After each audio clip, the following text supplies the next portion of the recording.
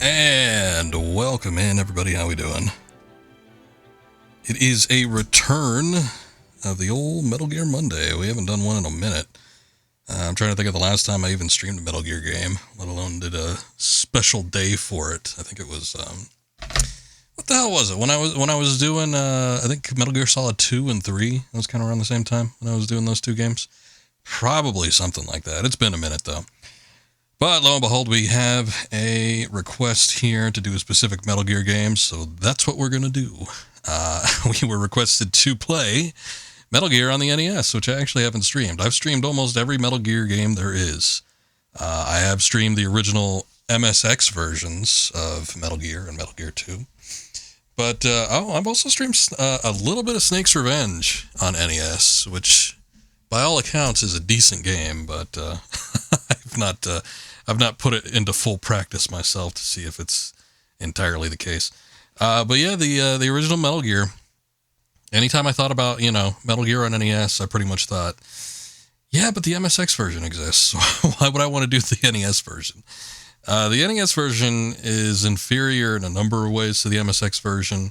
One, the MSX is a computer, so it's able to process and look and sound better than anything on the NES when you have a small little cartridge. But there's lots of shortcuts that were taken with this version.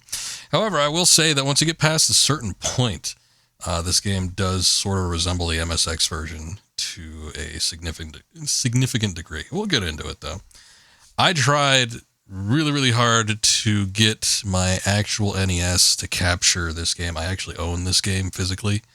And I really, really wanted to play it on the original console. I knew it would be a pain in the ass because we'd have to do the whole code input thing. But yeah, look at what it looks like. It don't look so good. I tried so hard to get this to capture correctly, and I don't know what's going on here, but the color is constantly like coming in and out. It's weird because I'll plug it into my CRT, and sometimes it'll do exactly this, although it doesn't cut to pure black and white. It has like a little bit of color, or sometimes it like overexposes and there's like way too much color. I'm not too sure what the problem is, but every once in a while I'll set it and restart it, and it looks okay. Like it actually looks like it's supposed to. But when I route it through the RetroTink and try to capture it via a capture card, it just does this all the time. And I'm sorry, but we can't play an entirety of a game like this, where there's a little bit of color. It's just constantly flashing in and out. It's a little hard to look at. So unfortunately, even though it's there, and I got it, we won't be able to do the actual physical copy of this game. I know. My bad. Oh well. However, we do have the emulated version, and it looks pretty slick. Pretty okay. It's about as close as I could get, I think, to the original. But it ain't too bad. So we're going to be doing this. I will actually be using save states just to save on time. This game has an interesting feature. I don't know if anybody's ever seen anything of it before, but it works sort of like the MSX version, where you can kind of pick up on a floor that you left off on, even if you died or something like that. But you need to input a very, very long code in order to do so. So yeah, we'll get into it as we get into it. But yeah, we're gonna be doing this off the RetroArch, and let's go ahead and get this shit show started, huh? All right.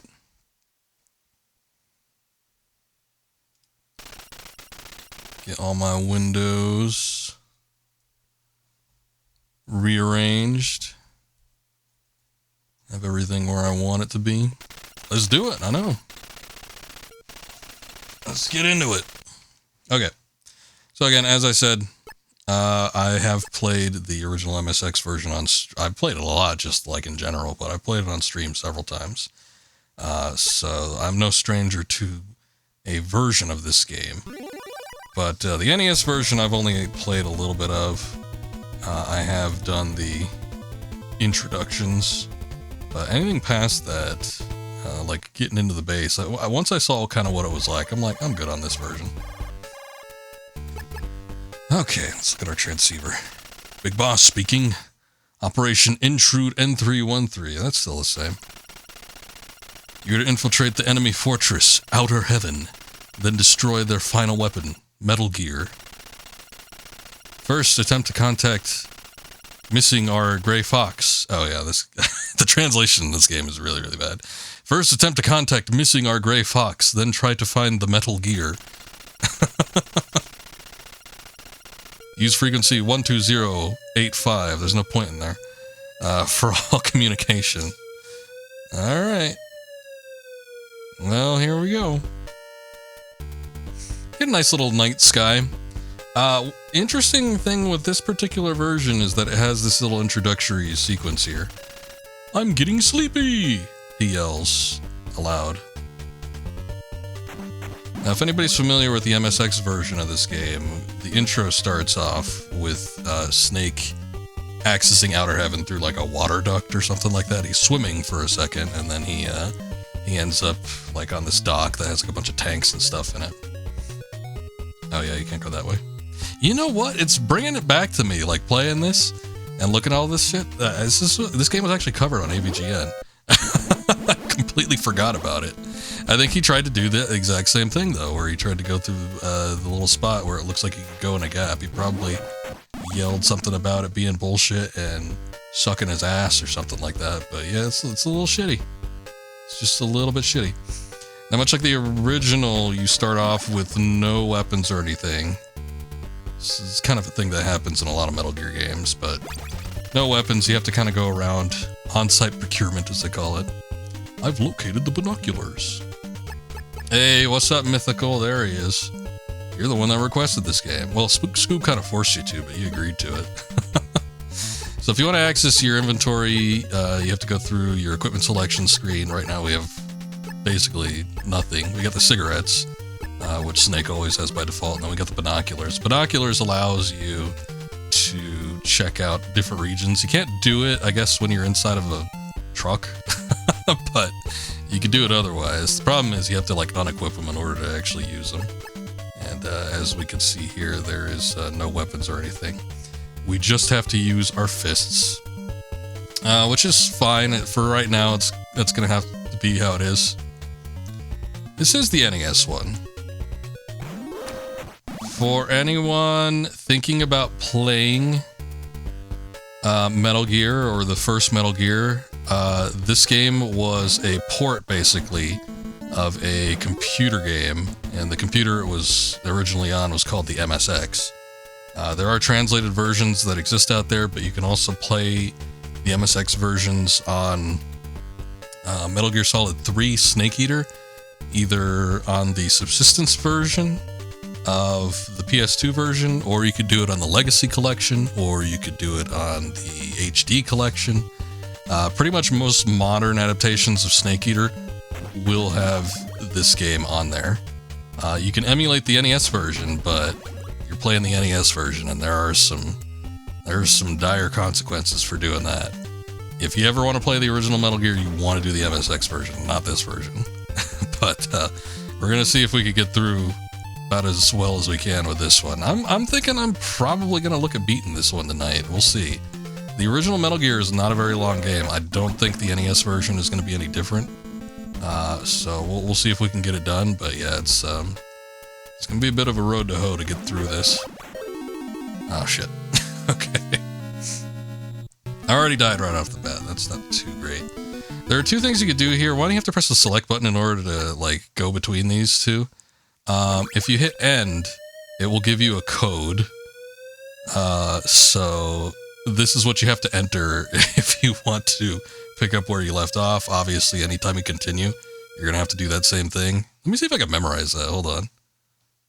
So if you want to enter that code, you have to hit select and go into continue. All right, so it's 1 2 1 1 1. It was 1 1 6, and then I think it was ones all the way down until you get to the bottom, and it was an H. Hey, there we go. Let's see where it puts us. Yeah, right at the beginning. I should have known. Do we have the binoculars at least? Oh, okay, so it saves your inventory if you use continue like that. That's not too bad. I'm getting sleepy. Anytime anybody has their back turned to you or they're asleep or something like that, that's the best time to hit them. In most other cases, you probably just want to run through enemies. If you could get somebody individually without there, you know, being anybody nearby that's going to probably shoot at you, yeah, you probably want to do that instead. I don't know if this guy falls asleep or not. Okay. See, even if you get him from like the top, it has to pretty much be behind if you don't want them to cause an alert. If the alert goes off, you're kind of screwed. And then you just kind of have to either run to a screen or you have to deal with it and like run through. Right off the bat though, these guys are going to be a bit of a pain in the ass because they do a decent amount of damage. And your punch does not go very far either.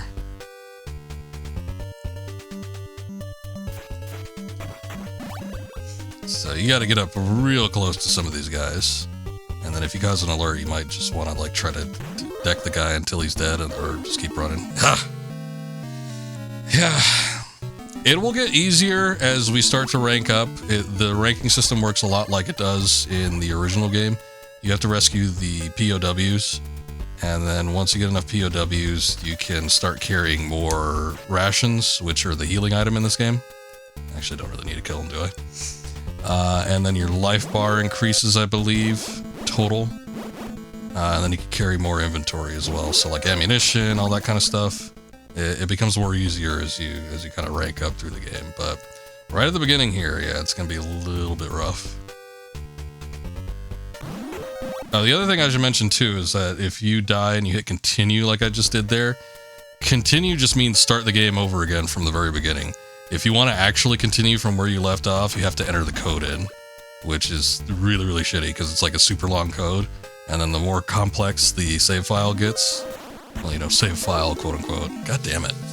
The more complex, you know, the inventory situation goes for you. If you have like more inventory and, you know, more weapons, other things like that, the code is going to get like super, super complex. So it's not very fun having to continue in this game, but that's just kind of what you have to deal with. No save files here. Of course, you know, in the long run, that might be a little bit better. These days, I would much rather deal with a code in some regards than I would want to deal with, like, save files, because save files you needed a battery for on these old cartridge games. And those batteries, they start to go out after a while. If they explode or something too, that's going to wreck the entire card of the game. Alright.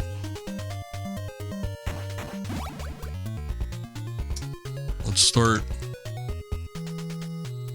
doing little save states just to, like, actually progress through this without taking a million years. The opening of this game is always going to be the hardest part. I think, anyway.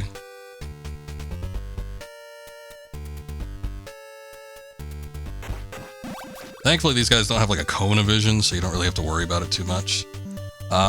This game in particular, it was pretty bad in the MSX version, but this game has a lot of trucks that like take you places that you don't necessarily want to go.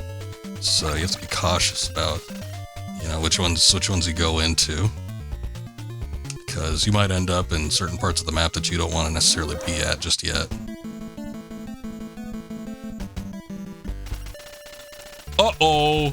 The truck have started to move.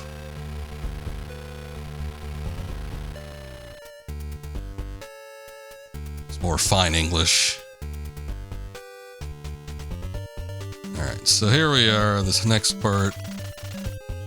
Okay, your turn.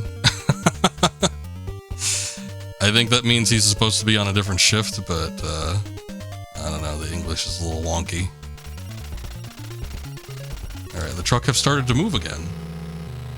Where will the truck move to? Let's find out. Oh, this took us to like a completely different area. Hello? Got nothing to say, do you? Actually, if this is like in building 2 or 3 or something like that, okay, look, see, this is the problem. It's like every other truck is going to be moving you between locations. I mean, on the one hand, that's like your fast travel, so it sort of makes sense in that regard. But on the other, it's like, it's going to be very tricky to navigate. This is a trick you could do in the original version on the MSX as well, but it also works with the NES. If you enter and re-enter an area, if there's an item that you could pick up multiple times, you can just keep picking it up. If it's like a key item, like a new weapon or something like that, you can only pick it up the one time.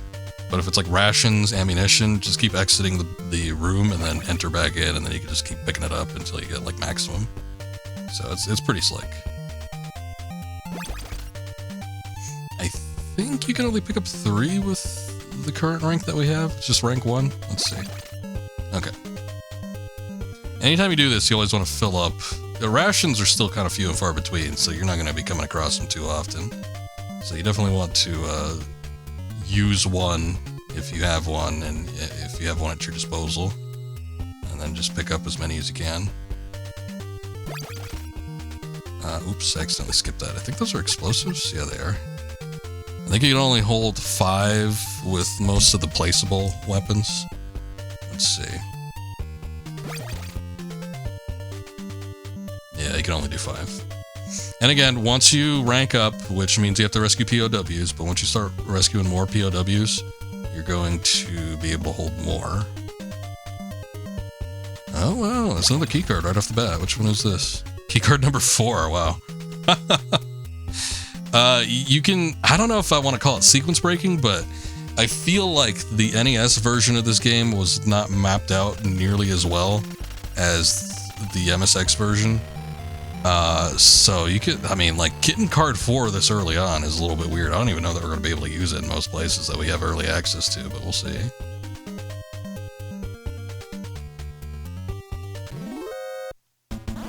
Okay, so we're back at the start where we kind of were. So we could just go to the place that we originally intended to go to.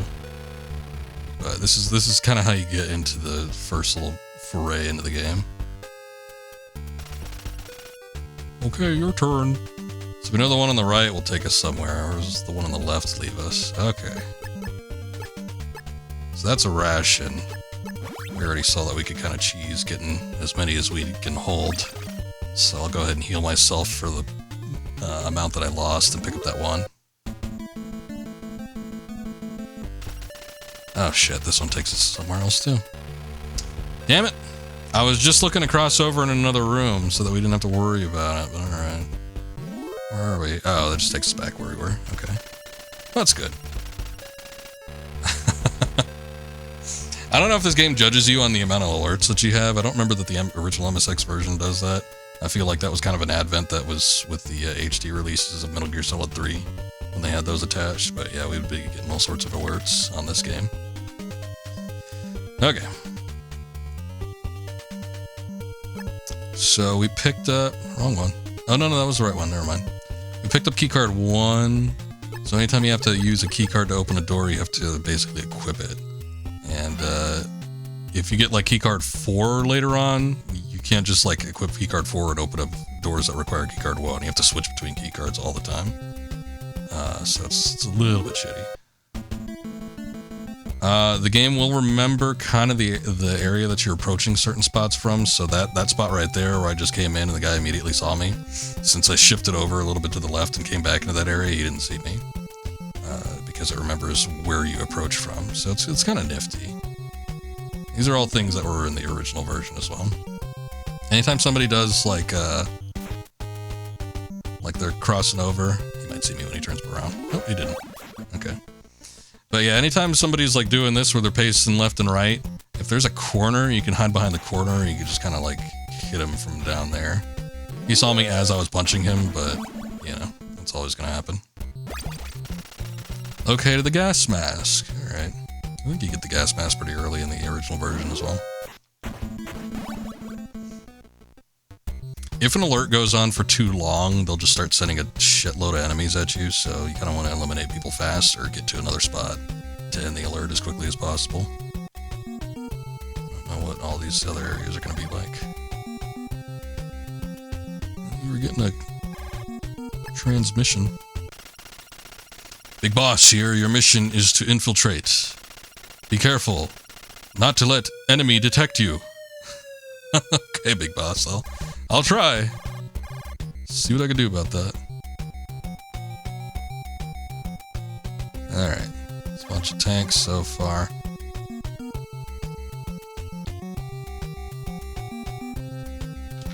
Actually forgot to save when we were entering the building.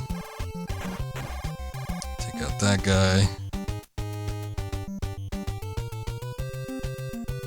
I think that opens up a pit, let me see. Yeah, it does. Okay.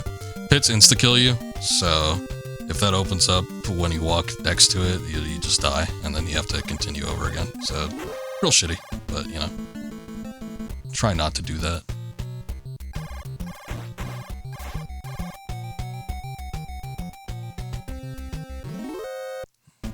Instantly caught. Just move on to the next screen, the alert will be over.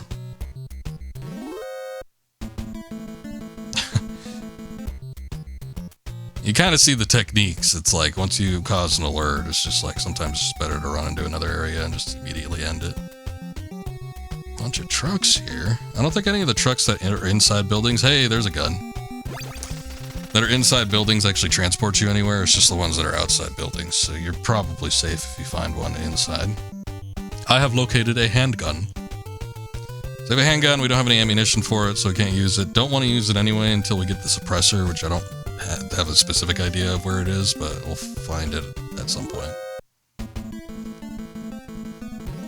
Reason is if you don't have a suppressor for the handgun, it's anytime you shoot, it's just going to alert everybody that's around you.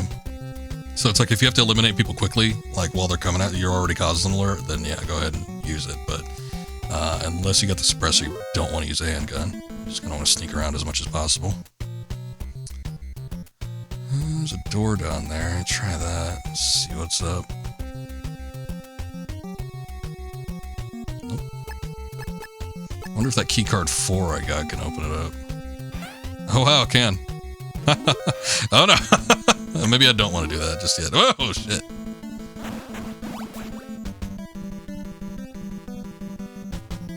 Gotta hate the alert music in this version. The alert music, I will say, okay, so with this game, they were both the MSX version and the NES version were both developed by Konami. So they're still technically Konami games, but completely different teams. They had a different composer for the MSX version than they do for the NES version. For whatever reason, I don't know why they did that, but you have a completely different soundtrack with this NES version than you do with the MSX version. I will say, for the most part, it's fairly passable. I think by this point, I feel like the MSX soundtrack is more iconic, but maybe that's just, you know, because that's the one I played so often. But in particular, I do think that the alert music in the MSX version is fantastic. It's a great track. The alert music in this one, again, it's there. It's passable, it's fine, but it's not a great track like the one in the MSX version, so that's like a big downgrade. Otherwise, this almost, you know, the current theme, it's not the slow pacing, you know. You almost think of like Snake, like sneaking around very quietly and slowly and methodically with the music that plays in the original. But like this one, it's like all jaunty. It's kind of, it does feel like a spy theme or something now. A kind of cool thing with this game, this particular version of it, is you can bypass the cameras by being on the square, like right underneath them. If I was a little bit further out and I crossed its path, the camera would alert the enemies. This was not a thing you could do in the MSX version. MSX, if you passed anywhere near it without having a box on, you would cause an alert. So it was kind of shitty. But, you know, you just get used to doing that. I don't know where this bastard's gonna go. I kinda wanna check inside that one door.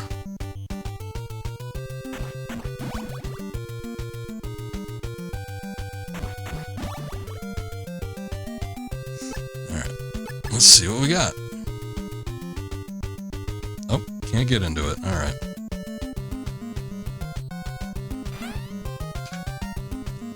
Oh, there we go. Okay. So we got handgun ammunition. Once again, anything that replenishes like this, that's not like a key item, you can just keep re-entering the room and get maximum. So since I think they give you in intervals of 20, since we maxed it at 50, that's what we got. The cool thing about the NES version compared to the MSX version, the MSX version of the gun has a limited range on the bullet, I believe. Yep. So the NES version of the gun, you can shoot all the way across the screen. So kinda nifty. Does make things a lot easier. If anything, I would say that the NES outside of the intro is easier than the MSX version. That was a close call. That's it, nothing else. What about Big Boss Man? You got anything to say about POWs? Guess not. Alright. And he's gone. Oh shit. Okay, yeah, this is much like the original. So some rooms are just like gassed. So we got that gas mask earlier, we gotta put that on. Big Boss here. I forget to tell you something. You will need your gas mask in gas-covered areas. Schneider knows the location of the gas mask. Over. That's a damn shame he didn't give me his frequency. I have him here. I don't know if this was one of those things, because Kojima's infamous for a lot of his games, like requiring some kind of external method to get certain things. You know, the big one, for instance, would be the Meryl's frequency in Metal Gear Solid. It's like all the characters in game will say, check on the back of the CD case. Okay. So I remember when I first played that, because when I first played Metal Gear Solid, I did have the PlayStation version. It wasn't like a digital version or anything, but it was part of a pack. And on the pack, it was like 3 games, Metal Gear Solid 2, 1, 2, and 3. And 1 was put in like a clamshell case, so it wasn't like the crystal CD case that you got with the original version, and it didn't have any pictures on the back. So when they said check the back of the CD case, I'm like, what the hell are they talking about? I kept thinking they were talking about like the CD key or something, because you get like a CD from somebody in that game. So I'm like, is there a way to inspect items? I thought it was going to be like Resident Evil, where you could like inspect items, but I couldn't figure out how to do it. So when I finally looked it up, I was like, oh, the original version of this game on the back of the actual case. I got it. But I think maybe they give you the frequencies in like the game manual or something like that. I don't have that, obviously, since I would have bought a used version. I just have the, would have sucked if people like rented this game too. But you're not able to get like any of the frequencies or anything. That was a close call. Foxhounder infiltrated the enemy several days ago. They have captured him. But he is alive. Oh, thank goodness. Foxhounder. Who's that? But I do have the list of the frequencies listed on here, so Big Boss is 8.5, and the other thing that sucks about this one is that you don't get to like record and like select, as with later games, people that you contact, you have to dial it in every time. But 7.9 is Schneider. Let's see if he says anything. No, he doesn't. Okay. Well, can't expect everything to be done for us. Oh, hold on. Let me try entering from a slightly lower. Oh, no. They still got you. Okay. I got rid of everybody fairly easily. There is a feature in the MSX version that actually makes things a lot easier. If you have the rations equipped, once you lose all your life, it'll automatically restore and a ration will be taken away. However, in this version of the game, that is not the case. It's like you have to manually apply a ration each time that you want to heal up, so you can't just like let it go automatically. It almost works like a fairy in the Zelda series, in the MSX version. If you just have it equipped, it will restore your health immediately. This is Icy Wiener. Respond. What's up, Akuma? Welcome in. No Icy Wieners here. Ah, crud. But we got plenty of solid snakes. It's almost as good, I think. Let's see, okay. The camera shouldn't, okay, yeah, the camera shouldn't be able to detect me if I'm behind a box. And then again, with the NES version, if you're on that one immediate square right underneath them, you don't get detected. I don't even know if we get a box in this game, to be quite honest. It almost seems like it would be stupid not to, just because of how integral boxes are into the Metal Gear franchise, but this is their, like, first stab at it on a port, so who knows. Card 2, eh? I have located a Russian. Let me use that now. We're still rank 1, so we could only max out at 3. Oh shit. Forgot to re-equip the card. But anybody that's familiar with the MSX version probably recognizes a lot of these areas. A lot of these areas look exactly the same, and they operate pretty much exactly the same as the MSX version does. So there's not a whole lot of differences between a lot of these points. Big Boss here. I forgot to tell you. Destroy the electric control panel to avoid high voltage shocks. Schneider can tell you the location of the remote control missile. Alright, Schneider. Lay it on me. Where is it? This is Solid Snake. Please respond. Schneider here. The remote control missile is in the southwest. Over. Okay. Just the general region of the southwest. United States. Could be anywhere, really. There was a room that we weren't able to open before. I'm pretty sure that's where it is. Just in case.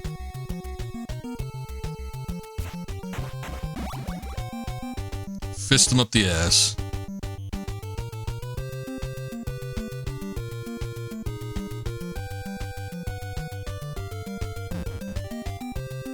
Get out of the trouble to go to outer heaven. The nickname you're given is Kip Beeper. No, fortunately not. We got the old Solid Snake here. Ah, so that was it. Alright.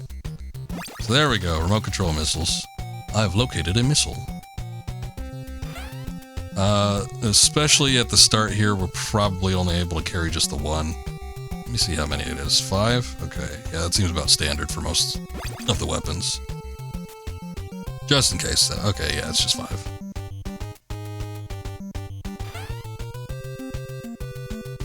So, we got our missile. Let's go ahead and head back down here.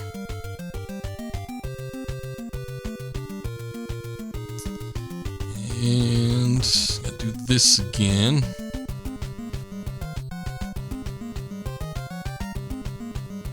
The missile kind of handy in some regards. It's better if you're just against like one person though, because again it'll make a noise if you actually fire it off.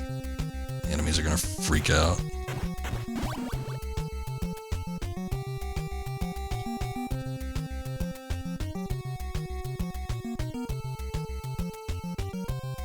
There we go.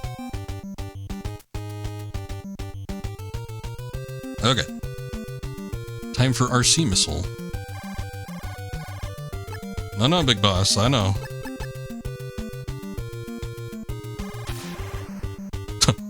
Why is it purple? Looks a little odd. It like didn't have a back, like it was like one color and like part of it was missing. It's like the Rayman of missiles. Certain parts weren't attached to it. That's alright, I guess. I specifically remember the ones in the original game looking like a little bit of like a toy rocket or something like that. They were like white and red. Oh shit! Wrong button.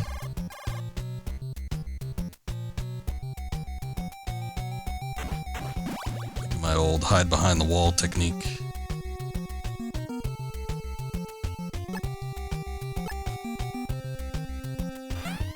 Oh good. Hello, sir. That was a close call.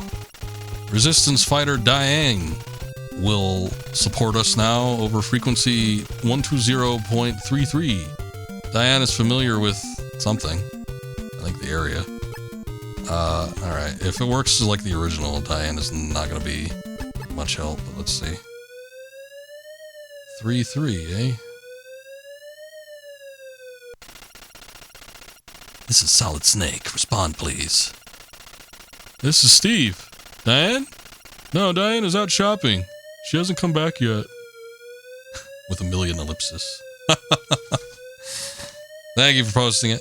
It'll be hard. It'll be somewhat hard to remember most of these, but I think there's only like 4 people you can contact in this game total, so don't have to worry about it too much. Let's go up here. Let's see what's up.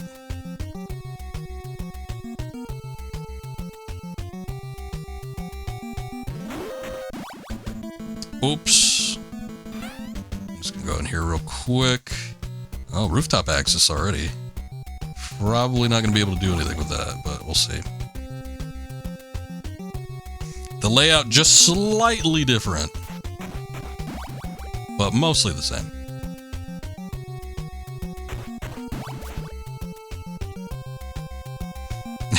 She's walking her dog right now. I think I remember there being like multiple excuses. But yeah, I remember the shopping one for sure. The shopping one was a big one. I don't know when, like, I don't remember what specifically she says or when she contacts you when it's actually handy. Ah, here we go. Finally, the suppressor. I have located a silencer. Or a silencer, however you want to call it. Let's see. If we can get in here. Ah, I think it's a grenade launcher. I have located a grenade launcher. Yay. Okay. So we got 2 pretty good things here. Now we can use the gun without having to worry about the sound alerting the other guards around the other area. And again, with the NES version, unlike the MSX version, you can shoot all the way across the screen. So it's quite handy. Okay. I can conserve my ammunition.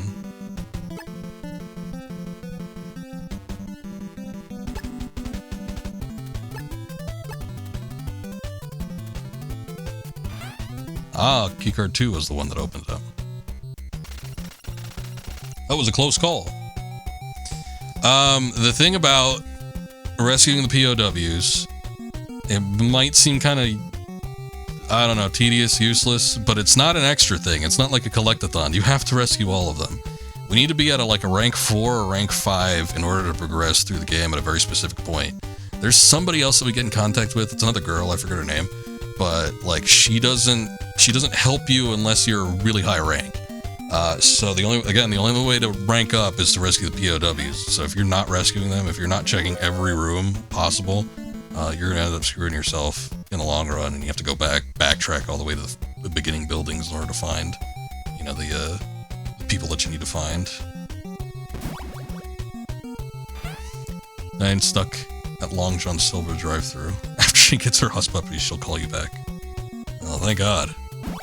Look at that. That's a thing of beauty right there. Jesus. All the way across. Let's go. Oh, hey, the box. Look at that. I've located cardboard. Actually, I think, if I remember right, Big Boss comments on all the things here. This is Solid Snake. Respond, please. Big Boss here. Cardboard. What's going on? Are you planning to move or something? Over.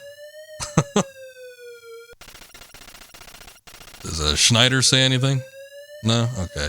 Yeah, I think Big Boss is the only one that comments on items. I should have been doing that from the other stuff.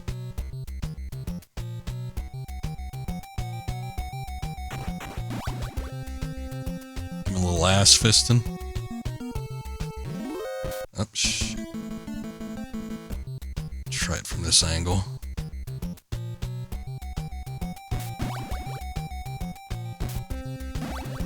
Nice. Okay, we're probably not going to be able to go to the rooftop if it's like the MSX version. We're going to need the bomb blast suit for that, so let's just go down and see what's up. Oh, this spot, okay. I jut out a little bit more there than some of the other locations, so I was wondering if I could actually bypass those cameras.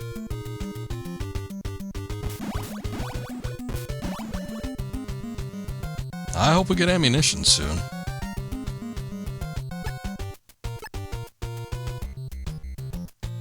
Oh, I keep forgetting. I want to save on each floor, because if I do end up dying, I don't want to have to input the code. It is a bit of a pain in the ass.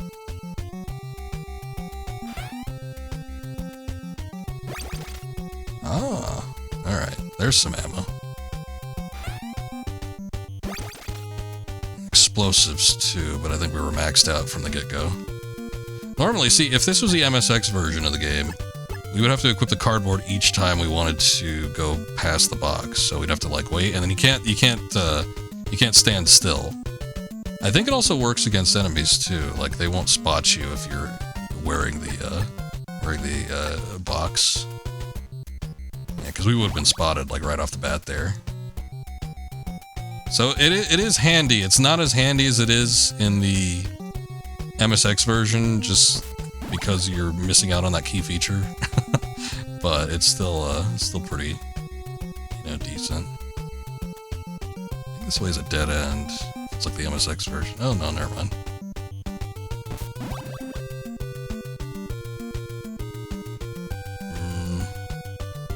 These are infrared trip lasers, but I never really worried about these.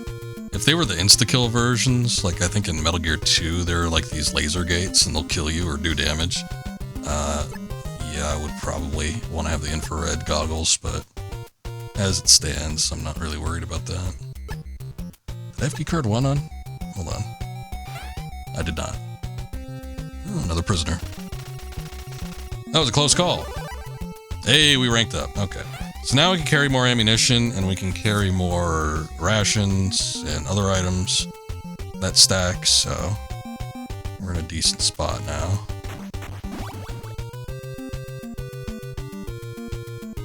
I think it's like 5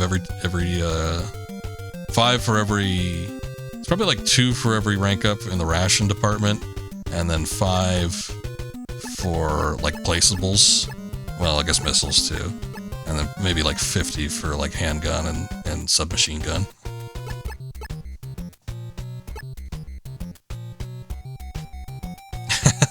POW gave you a belt, yeah. or a rucksack or something. It just had inventory expander along with them. Okay. I guess I don't have the keycard for this. Yeah, no, I've tried all of them. Alright. I'm guessing this next one probably ain't gonna work either, but... Let's see. Oh. Kojima specifically said, and I think it was an interview talking about Metal Gear 2 when he said this, but it probably applied to this one as well. But Kojima said he wanted to replicate the feeling of a horror movie where, somebody's struggling to find the correct key to unlock the door while the killer's about to kill them. Whoever the protagonist is or whatever. So he wanted that sort of similar feeling for the player, to be like rifling through their inventory to try and find the correct key card while, the pressure's on. I guess it sort of creates tension. It's still relatively annoying though. It's not my favorite mechanic for sure. How did we get spotted? Like the camera was nowhere near us.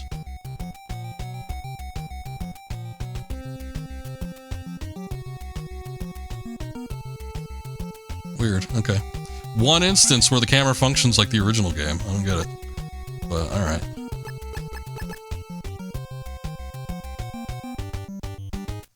The drop your car keys at night feeling. Yeah, exactly. I think oh man, I feel like he said something. I want to say that there was like a reference to Dawn of the Dead or something like that. Although I can't remember a character like rifling through keys. Oh shit. It's been a minute since I saved too, so it might actually be better to do the code. Let me see. Let's see what the code is. Oh lord. Alright. Hold up. I'll take a screenshot of that. Ugh.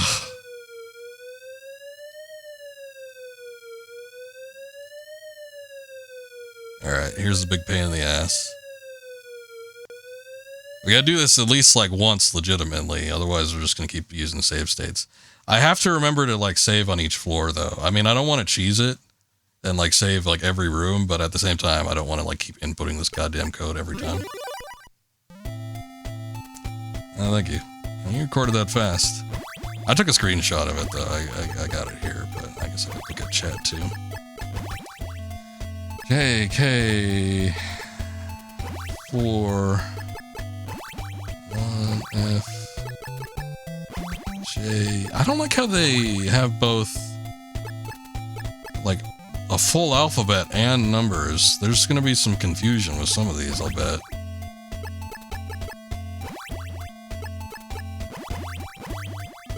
Six 651 A. Oh, can't skip across. That would be too handy. 4C11V. Where the hell is this? Oh, this is the very beginning of building 1. Jesus. Yeah, no, this isn't helpful. I mean, I do have my... hold on. Am I rank 2? I'm rank 2, and I do have my inventory. But yeah, boy, this puts us back far. So you get all your items and everything, but yeah, the location... See, is a lot easier on the MSX version in regards to this. Because, like, it would place you in the exact same room that you got off on if you, like, came through an elevator or something like that. It would place you on the floor, I guess I should say. Like, at the same floor that you just came into. So, it's like if we were on, like, the bottom floor or something like that. So, it would have put us, like, right back there if it was the MSX version. I guess not this time around. Let's see where this goes. Other side over here. Okay, this might not be terrible, but we just have to work our way back. It's not super fun. I don't know that we have the, oh, okay. Oh, shit.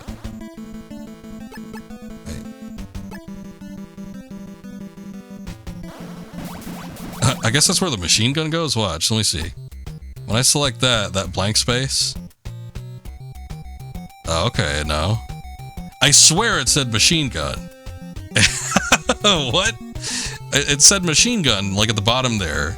I was checking to see if I had my gun equipped, and it said, like, machine gun. And I'm like, oh, when I went in the inventory, I went into that blank space. I think that's probably where the machine gun goes, but it didn't count it for this part. That was weird. This is a completely different area. Oh, shit. Oh, the one on the other side saw me. Damn. Okay, this might be a spot where the... Oh, shit. This is gonna be a spot where the box is handy.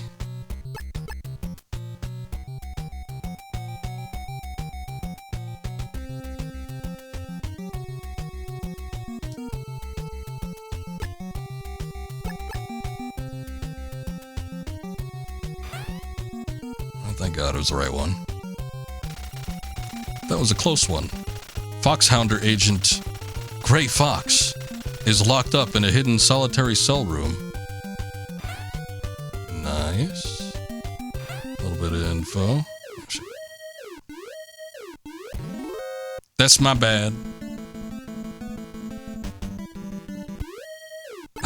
Yeah, we're caught between a rock and a hard place here.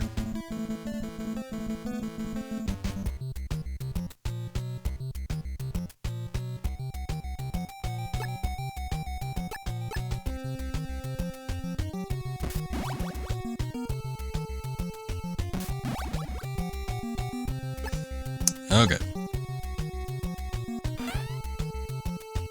Oh, plenty of prisoners. That was a close call. The best way to get to the hidden cell room is to let the enemy capture you on purpose. I'll see what I can do.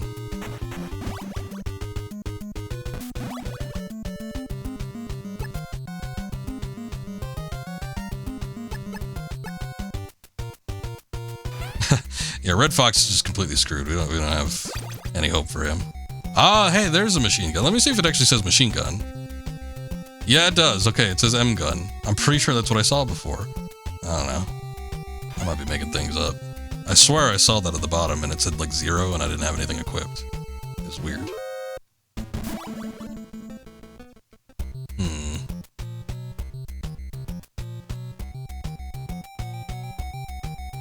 Oh. See, okay, this sort of works the same way. It takes place in a different spot, though. The place where we were at that had the infrared gates in it, I think you keep going further left, and then you get to a point where there's like a roadblock, and then somebody comes up behind you and does the exact same thing. Says, you're under arrest, but they made it like a truck here in a completely different area. It was kind of weird. Hello? Big boss here. Infiltration accomplished. See, now I'm so used to the bad English translation in this game. I'm just messing up the English. Now, locate the Gray Fox's hidden cells. Wait, what? The Gray Fox's hidden cells. What else did he say? Something else. Alright, I guess I missed it. Oh well. There should be a hidden wall here.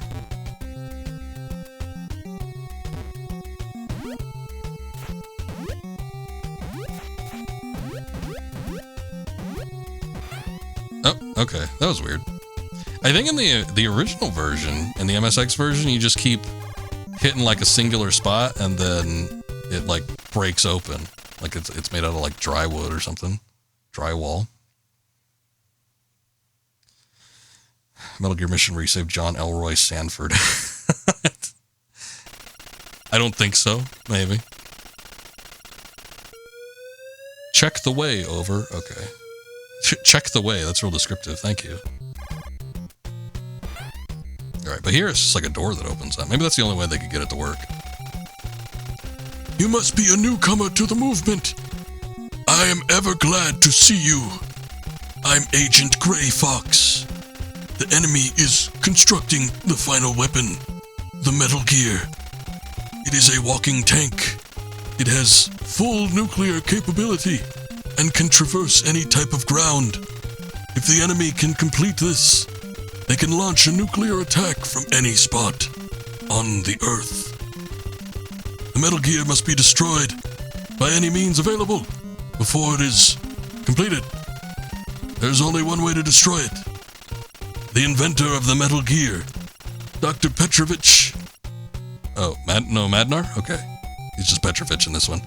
Is the only one who knows. Dr. Petrovich is being held prisoner somewhere in Building 1. Okay. You must try to find him. Got a lot more dialogue than I was expecting, Gray Fox. My silly voice can only take me so far. Oh, it's another door. Okay, if this works like the original, we don't have any equipment or anything.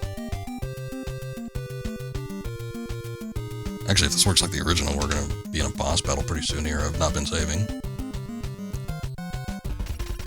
Ah, there he is. The shotgunner. Nobody has ever escaped from here. Oh, jeez. Whoa! Those shots are a lot faster than they are in the original version. I have recaptured our weapons and equipment. Our Snake? Is there somebody else in the room with you? Is he specifically referring to me? Ah, look at that. Transmitter. I don't remember what that does, but you know, it's like the same deal that's like in Metal Gear Solid MSX versions. Got the same thing. All these callbacks to a bunch of shit that we've all done and seen before. Boy, I hate to use up all the missiles because I know that there's probably going to be another electric floor somewhere. Actually, in this, since the handgun reaches so far, I wonder if I could just like shoot this bastard from like a singular spot.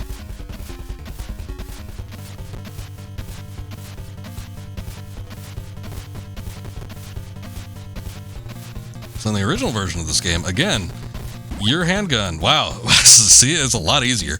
Your handgun does not have full reach. It can't extend to the other side of the screen in the original MSX version. So usually I think what I end up doing there is is using like a grenade launcher or something like that. I feel like the map is slightly different too. I do remember there being boxes, but I want to say that they're a little higher up. Because I feel like I remember being able to cheese him like super easy. So it was either like getting up to the side here and like getting to a point where he can't really reach you, or it was something else. I don't know. I feel like in the MSX version there's a way to cheese him, but with this one you shoot all the way across the screen with the handgun. You could just like peek outside the corner and just keep shooting him. Let's see what we got here.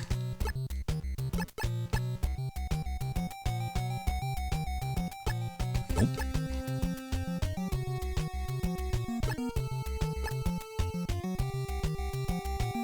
Alright. I guess we're coming back to that one. I feel like, I'll just stick with the handgun. I feel like if this is like the original, that's probably a spot that we're not going to be able to get to until a lot later, so whatever that's connected to, I don't know, but we'll find it eventually. I got key card 3? That's probably the one we need to get.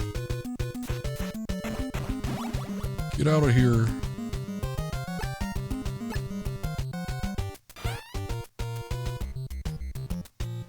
In the original version of this game... Oh, that was the body armor? It looked like the one of the uniforms. Okay. Armor. Oh, jeez. Okay, in the original version of this game, I don't know if it's going to be the same thing here, but there was like a maze after Shotgunner, and you like had to hit like all the walls to find weak points and then use plastic explosives on them, but I don't even know if they're going to do that. Look, there's a bomb blast suit. Okay, the bomb blast suit. Yep. Same icon and everything. You know, okay, so I put in the title of the stream, this is the game that Kojima disowned. The Konami had taken the code that his team was using to make the MSX version, and they just gave it to like some B team without the consent of the original team. Oh, look, there's a uniform. Located some enemy uniforms. See, this was one of the items that was hidden. So yeah, we don't need to like search the walls, because that was when I was talking like you had to hit the walls to find like a secret room. Like a key item, the enemy uniform, which you need to get into another building, was hidden, and you basically had to go through there. But here it's just like a room that you unlock. But anyway, like I was saying, the code was just given to some B team, and they were like used it as a basis to put this game onto the Famicom and the NES later on. But it was done without Kojima or the original team that worked on Metal Gear's consent. So they just like, well, I guess technically it's theirs. Oh, hey, we've been here before. But yeah, they didn't like that particular aspect of their game just being kind of thrown onto another platform without any of their input. And again, this game is like sort of close. It's close-ish to the MSX version, but there's a lot different with it. And I could see where somebody would probably be miffed at the fact that, all your work was just taken and given to some, knuckleheads that just created some lesser version of it on a different platform. But, it's one of those things. This is how most people played the original Metal Gear in the States. Seeing as the MSX was a strictly Japanese computer, and there wouldn't have been like any translations or anything back in its original release form. So now we can carry double the amount of rations. We got 6 to work with, which is pretty good. Let's see what's up here. Like, whoa, okay, yeah, we don't... I don't think we want to deal with that. Do I even have any mines? Oh wait, wrong thing. I've got 5. I don't think we could take on the tank just yet. I think we said we could get back to the first building if we backtrack back here. Let's see. Okay, we have this area. Actually, hold on. I don't think we were able to get in here before, but maybe we have the correct key card now. It's key card 4, huh?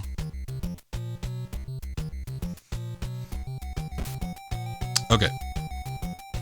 Let's see where we need to go. Oh, I think this is where I want to go. You know what? Now that we have expanded inventory, I should backtrack to some previous areas and see if I can get more, just everything. More ammunition, more mines, especially if we're going to be looking at taking on the tank and everything. I'll just backtrack and see if there's some stuff I can get access to real quick. Hey, there's mines. I'm just going to equip them just to see what the maximum is. More money, more problems. Okay. You know, alright, yeah, I should have known. It works the exact same in the MSX version, but, there are intervals of 5, I think, with every rank, so we can only carry 10 at the moment. Probably works for the rest of these, too. Grenades, explosives, missiles, all that kind of stuff. I really need some ammunition.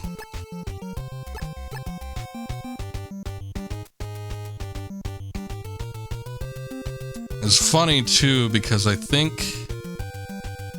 want to say, it's been a while since I've looked it up, but I want to say that the sequel to this game, NES-specific version of Metal Gear, there's another game out on the NES called Snake's Revenge, and I think that was done entirely by a Western team. I don't think Konami Japan had anything to do with it. And for sure, Kojima had nothing to do with that game. But by all accounts, it's not a terrible game. I think Kojima's even admitted as much himself. He said, yeah, it's not bad. I remember playing it a long time ago. It's hard. It is a very, very hard game. It's harder than this game for sure. But,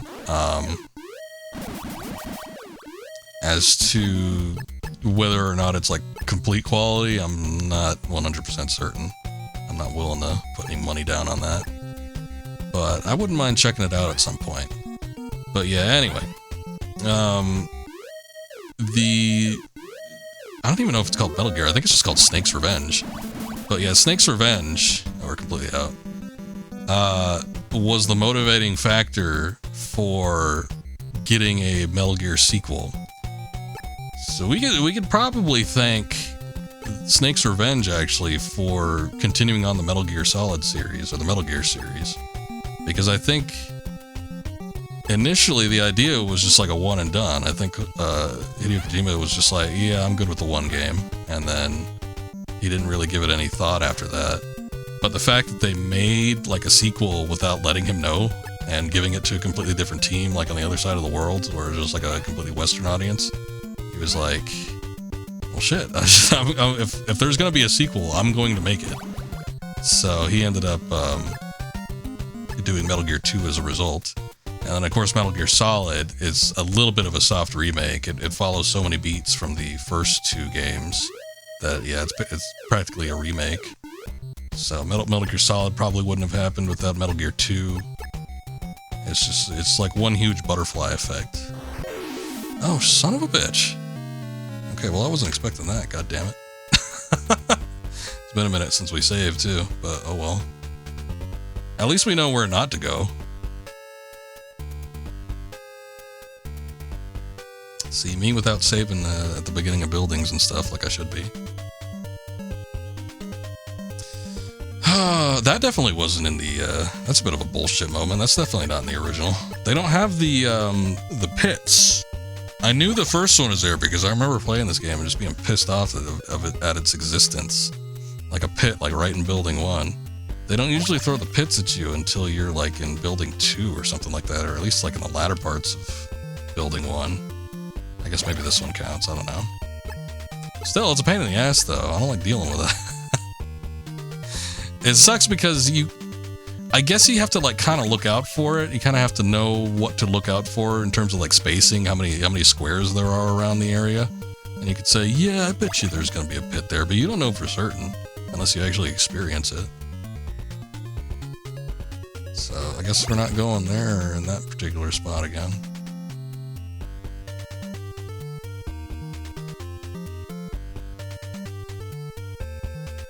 Alright. At least go down here.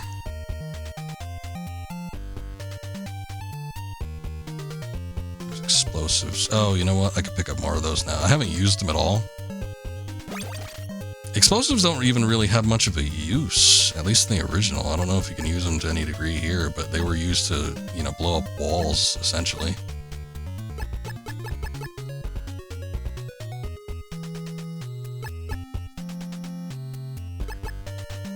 handgun back out. Oh shit. The truck have started to move.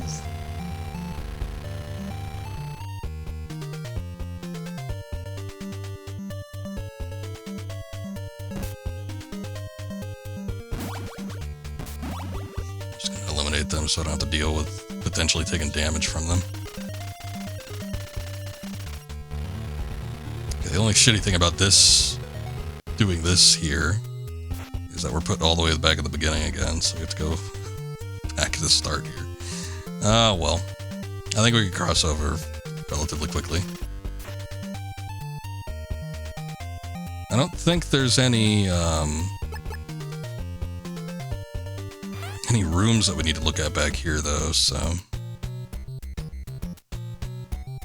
we probably just head for the exit.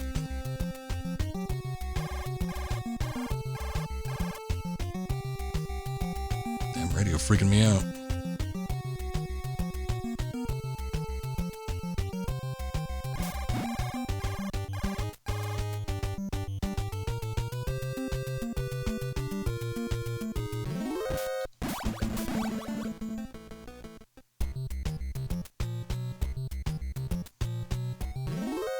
Thank you, Konami, for giving into Kojima's cinephile tendency. He already had that, but yeah, I guess they are the ones that gave him the access to that. This game in particular was influenced a lot by James Bond. I don't know that Kojima is like the biggest Bond fan, but yeah, he was the whole idea of like a single solitary like spy infiltrating a base and, you know, taking on the big bad that's about to blow up the world or whatever. That's very much a James Bond thing.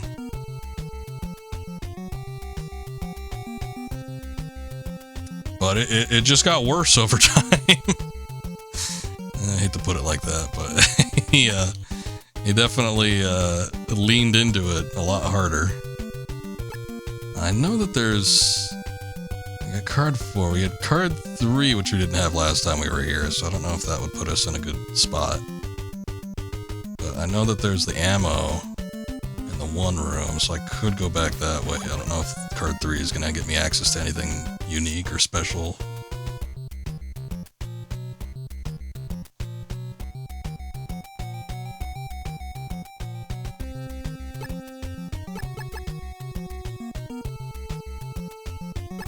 But yeah, for the longest time, Kojima was always trying to bridge the gap between, like, movie and video game. He wanted nothing more than just to have interactive movies.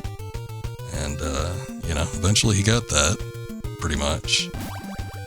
Oh, these are the... we didn't have access to this spot before. I wonder if keycard 3 will open them up now. Because I think I had 4 before. Yeah, look at that. That was a close call. Dr. Petrovich is being held prisoner in a cell on the rooftop. Oh, okay. That's different. I don't remember him having a rooftop cell. People on drugs can make the greatest art. I don't know if Kojima's ever admitted to, like, drug use, but I suppose I wouldn't be surprised. He always, every time he makes a game though, like in all these post-interview things, you always see that he has like one singular like influence that he always leans real heavy into for whatever game that he's doing. Like for this, it was James Bond. For like Metal Gear Solid 5, I guess it wasn't like an influence on the game as a whole, but for Metal Gear Solid 5, like, he really liked the idea of a silent protagonist, or a protagonist that said jack shit, from George Miller's Mad Max Fury Road. He just loved Max's portrayal in that movie. He's like, yeah, I like people that don't talk. Maybe Snake shouldn't talk. So that's why we, like, it's probably partially money too, but it's probably a good reason why we don't have a talking protagonist in Big Boss in that game. Let me not deal with that just yet. I think this this one room wraps down and comes across the other side there. I mostly wanted to get that ammunition. There's that one book that he read. I forget what it is, but I've never read it myself, but a lot of people say that you could see exactly where he got the ideas from. But there's a book that Kojima had read that was a heavy influence with Sons of Liberty. Like the whole controlling the narrative type deal and, you know, influencing what you see and what you think based on, like, subliminal messaging and subterfuge and stuff. I'm the machine gun kid, don't try to go any farther. I like how the text, like, goes around the enemy because he's in, like, the box for some reason. Why is that? Oh, shit. Well, let me go in here and let me equip that body armor. Oh, he just... oh, you know what? I forgot that happened. When you go... okay, this is a weird thing that's only part of the NES version, but I remember finding this out, like, when I originally played this game. When you go into the menu, and not like that menu, but when you go into the weapon or the equipment menu, and you back out, it resets the enemy positions. Thank you for the raid. We're getting a raid from Sam Witchard. Thank you, I appreciate that. How are we doing, everybody? Allison Fallis, welcome in. Thank you for the follow, Sam Witchard. I appreciate it.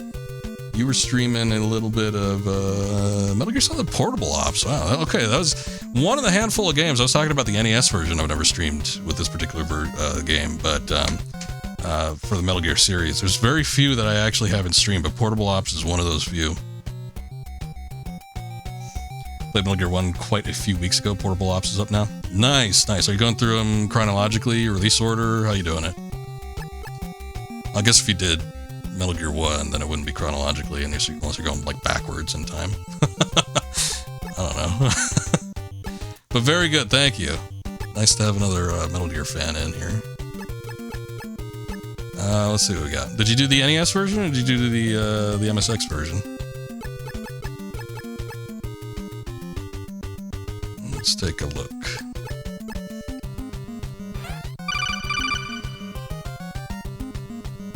Allison Faust, thank you for the follow. I appreciate that. Oh, shit. That is... wow, okay. It's definitely not what I wanted. I think if we alert this guy... yeah, son of a bitch. He was going to turn on the electric floor, but thankfully he did not. You know what? I haven't saved in a second. Yeah, you're right about that, Jubei. Don't give Kojima any ideas. We don't want the time machine aspect to come in. I don't think he'd go that far. Not like he has access to Metal Gear these days anyway, unless Konami was, like, really hurting for something.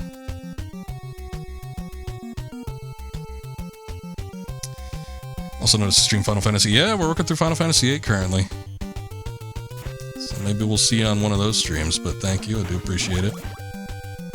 You did Metal Gear 1 and 2 on the MSX, then Solid 1 through 4, Peace Walker, Ground Zero, then 5, and went back for the non-canon games, Ghost Babel and Game Boy, Acid 1 and 2 and PSP, and now Portable Ops. I gotcha. Next is Snatcher, then Police Knots, then Snake's Revenge. Ah, the non-Kojima game. Yeah, Jubei is asking the heavy-hitting questions. Are you going to be streaming the Metal Gear Pachinko? You have access to that.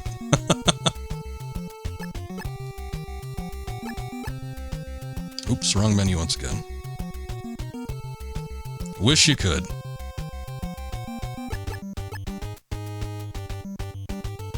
Metal Gear Touched is also off the table. Ah, dang it. What about the cell phone version of Metal Gear? I know there was one on a flip phone. I was, like, so close to buying it back in the day, but I never pulled the trigger on it. Couldn't get it running. I gotcha. That was a close call. Yay, we ranked up. Okay, so now we can carry even more inventory. And ammo. And everything else. Oh, hey, mines. I could use some mines. Actually, I think we would need to... we're coming up to the point where I think we're almost done with building 1. We gotta go up to the rooftop since we got the bomb blast suit, but... we should be looking at getting into building 2 now. And I'm gonna need mines in order to do that.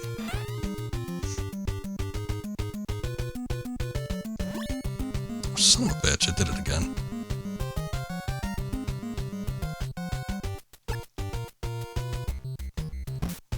A flip phone Harry Potter game, it wasn't actually too horrible.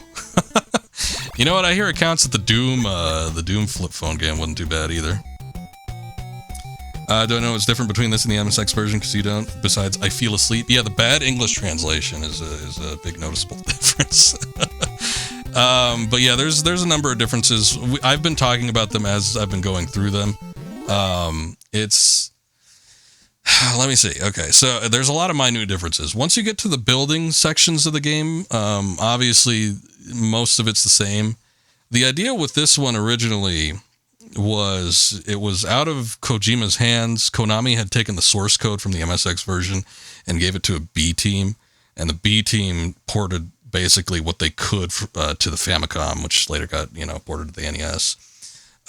So a lot of the groundwork for this game is the same. You'll see a lot of similarities between like the main meat of the game. But there are some functionalities that are a little bit different. Some minute stuff, such as the bullets, go across the entirety of the screen when you're using the handgun, which makes it so much easier in a lot of regards. You don't have to worry about, coming up short when you're firing the gun. The cameras work differently. You don't have to have the box on every time. You can slip onto that one square right next to them, and the cameras won't notice you. Which, obviously they would end up doing with, Metal Gear Solid and the series after that. It's like you could square up right against the wall and the camera won't notice you. So it actually logically made more sense. Sounds like how Konami handled a lot of their Castlevania ports too. Yes, yeah, Konami was big on just like, hey, here's the source code, here, port it to something else. Even if it was like a computer-based game or something like that. And it's like without the original dev team's input or anything, they're just like, try and put this on something. You going through the Castlevania series as well? Nice. I've gone through Metal Gear, like in terms of like the main series, several times on this stream. I've gone through some of the Castlevanias, but definitely not all of them. Might be something I look into down the road. But little changes like that, little function changes are pretty prevalent. Obviously, there's the big introduction portion of this game where you're like trekking through the jungle, and whereas in the original version, it's just Snake like walking or swimming, I should say, up to the door, and then he's pretty much in building 1. So there's little differences like that. The very end of the game. I watched this. This is actually where I discovered where the enemy positions or hazards reset every time you access the menu. Because every time we access the menu, it resets the position of the rollers, which is good because we might die otherwise. The very ending to this game, you do not see the actual Metal Gear. I'm pretty sure you don't. I don't think they could fit like the sprite onto it. So instead, you have to fight like 4 soldiers, and there's like a supercomputer that you have to bomb. So, I mean, there's a number of things. Functionally, this game isn't as sophisticated as the MSX version. The MSX was capable of handling a lot more on screen and, processing a lot more in terms of like sound and all that. But it's close-ish. If I was ever, choosing between the two, I would always pick the MSX version over the NES version. But the NES is okay. It's not like super great, but it's not terrible either. But yeah, there's a handful of things. People that grew up playing the NES version, obviously, this was the only way you could do it in the West back when these games were actually coming out. So it's like you played a slightly inferior version, but it could have been worse. Okay, now that we're all done with that, I think we could probably go up to the roof, and this elevator does, I think, go up and down, so we don't have to really worry about. I think that's only until we get to building 2 where they... Oh, son of a bitch, I knew it. I didn't know it. I knew it after the fact. But it's like right when I saw it, I'm like, oh yeah, there it goes again. I think we covered everything else here, so there's nothing else we need to do. Yeah, it's literally just going up to the roof. So let's do that, and then we can move on to building 2.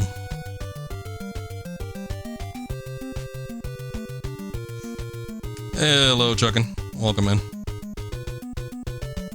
Good to see you. Big Boss here. I forgot to tell you. There are window barriers installed on the rooftop. Search for a bomb blast suit. Over. What difference does that make? There's window barriers. Okay. Okay, so the idea is there's like strong gusts of wind that could potentially blow you off. They just blow you back if you try to proceed here without the bomb blast suit. Bomb blast suit weighs you down. But like, yeah, the window shield doesn't really tell me much of anything. I don't know if there's anything on this side. There's not even a door I could get into.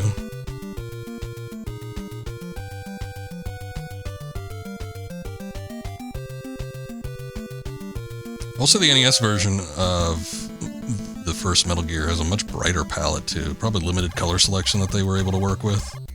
But I bet you there's like a lot more colors with the MSX, but it's also a lot darker.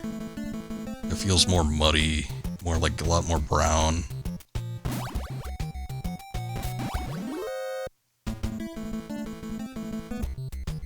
Everything here just feels so bright. I'm not gonna go down there just yet. Also, I should save since we're in a new area.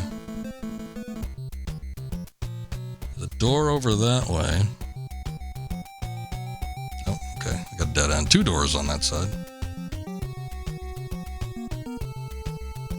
Oh, the other big thing is the music situation between the differences between the 2 versions. The music for the NES version is a completely different composer. And I don't think they ever use any of the tracks. It's a weird thing.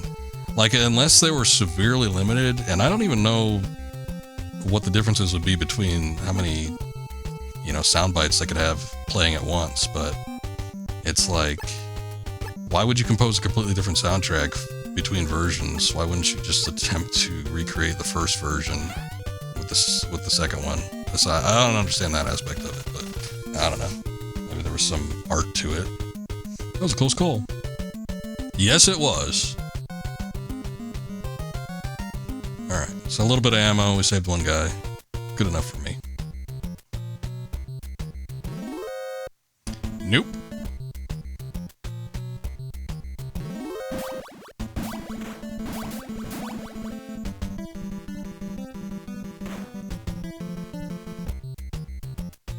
Alright.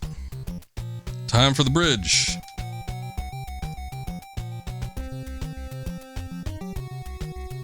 It's not too bad. Oh, we gotta do 2 of them. I think with the MSX version, not only is it like longer, but it's just 1. You only have to do 1 bridge. Also, the jetpack people don't seem to be flying. Oh shit. Oh shit! I don't remember that being the case. I could try to shoot a missile at him, but I think that would just alert the other guy. Here, let me try this. Oh no, he saw me from the bottom there, jeez. Okay. I'm guessing I need to get into that room. Here, I'll just shoot a missile, because, I need to destroy the control panel anyway.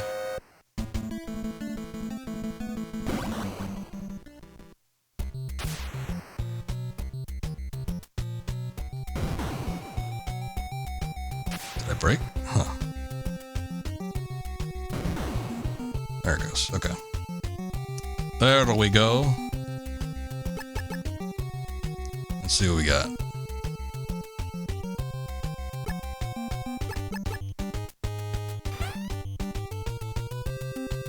Oh, the mine detector. Okay.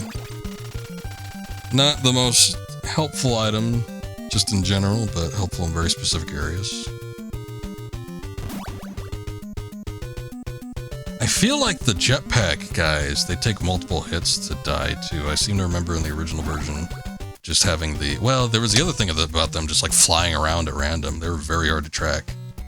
But I feel like with the original version, They took multiple hits, so I had to like use the machine gun just to get rapid fire. Whoa!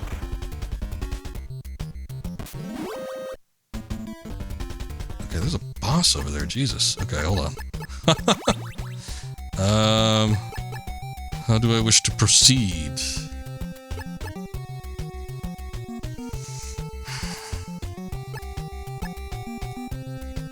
Oh, wow, we have 60 grenades. I figured they'd be the same amount that we carry with like the mines and the explosive and everything.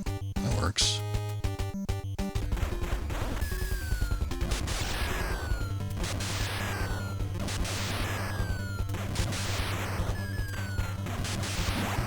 I haven't, Chuckin. I guess that makes sense though, because I've seen a lot of people talking about it off recently. What happened? Did they like remaster it or something? Or does it have anything new, or is it just like available on purchasable platforms now?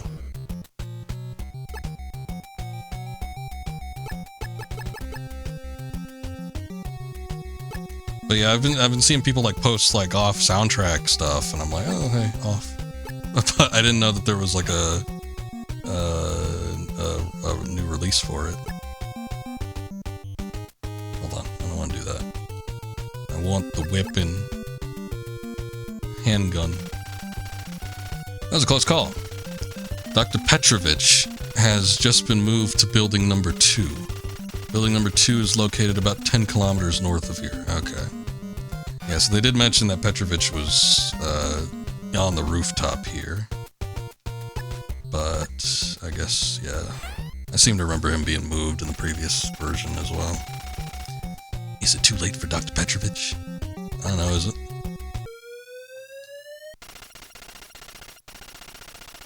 This is Solid Snake. Respond, please. Nothing? You? Oh, not you either. What was, Diane? She was... 3-3? No? Okay. Nobody wants to talk to me. God damn it. You figure I get, like, super clear reception, too. I'm all the way at the top of the building. Alright. So... handgun is good. I will equip the body armor, because I'm sure we're going to be getting into some encounters here. Alright.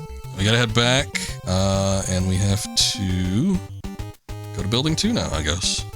Nothing else for us to do here. I guess the importance of the prisoner there was to, 1, notify you that Madnar had been moved, but 2, you would need to get him in order to get your rank up eventually.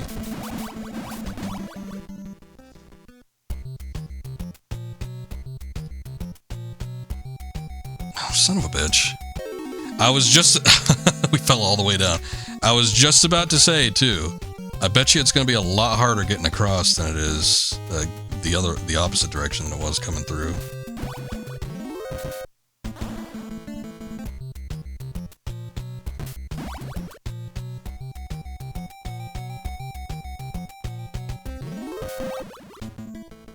Alright.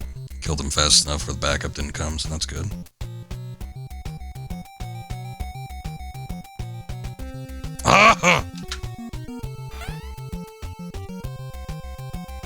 Alright. I see how it's gonna be. Yeah, it's a lot harder going the opposite direction. I don't know why. It just is. Get out of here.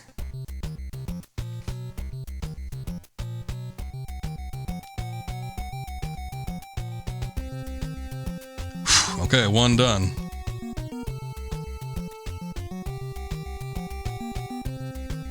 Alright. I just had to baby it. Baby steps.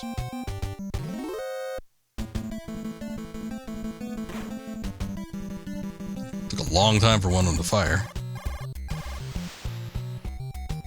Oh yeah, see, if you don't have the bomb blast armor, it just pushes you back like that. It doesn't like ever push you off of the building, I don't think, but you know, that's kind of funny too. Well, hold on. There's no basement floor, so I guess this is technically floor 1.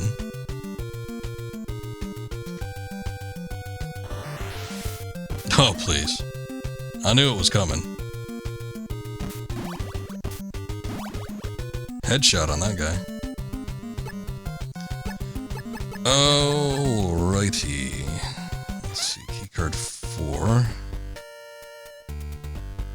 Alright, so now we just work our way back up to the little jungle portion we saw previously. And then we should be able to do that boss.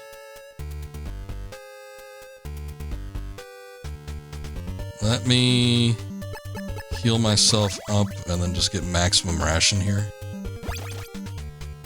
Rank 3, I think last time I had an opportunity to collect rations, I was rank 2, so let's see how many we can get total.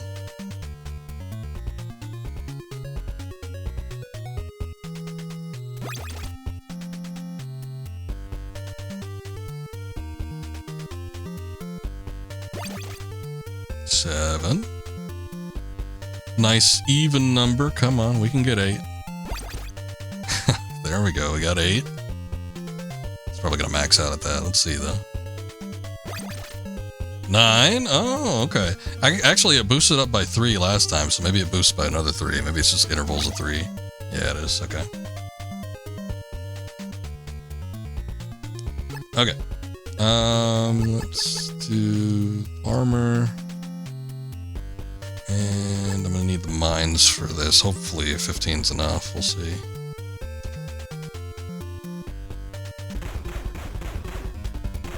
Okay, so here's a part where that little thing comes in handy, where you can reset enemy positions.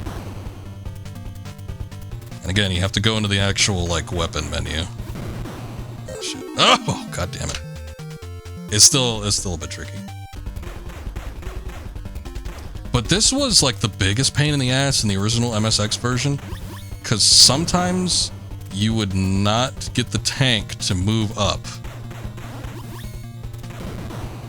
And it's like you had to wait for it for so long to move up, and here you could force it just with the menu glitch. It's kind of annoying to flash the menu up each time, but hey, whatever gets the work done.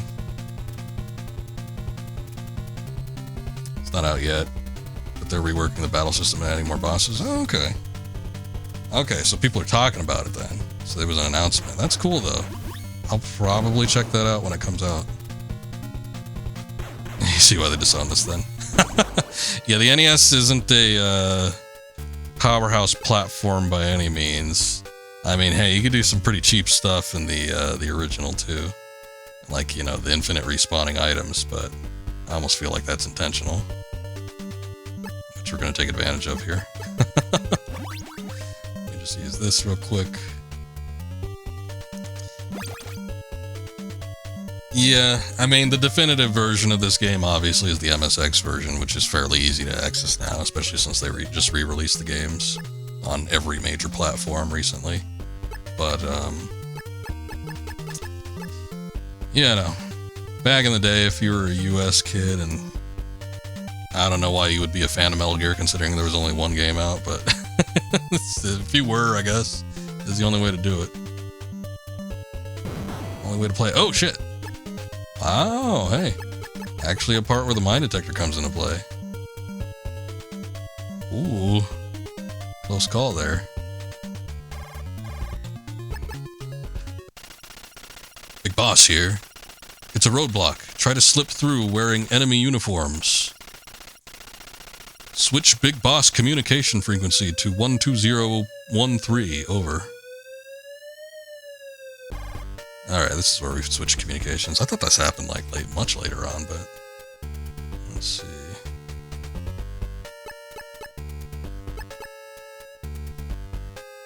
And Toby Fox still involved? That's cool. Doing new music for it. That should be nice. Alright, so there's the enemy uniform. Look at that fancy looking car. I wonder where they pulled that asset from.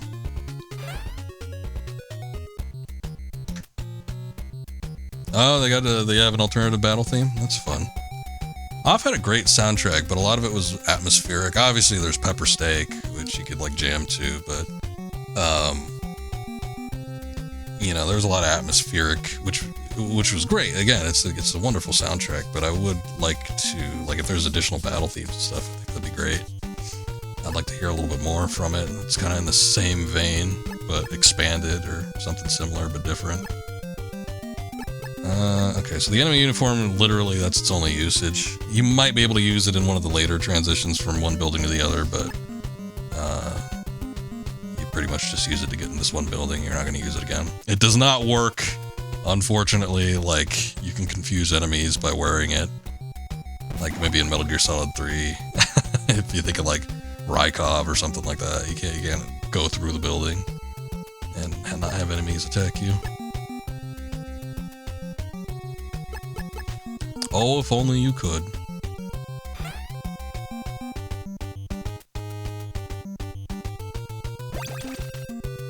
Okay. A little bit of ammunition here. Not really something I need. Yeah, I can only max out at 200. But I'll top off anyway. Uh-oh.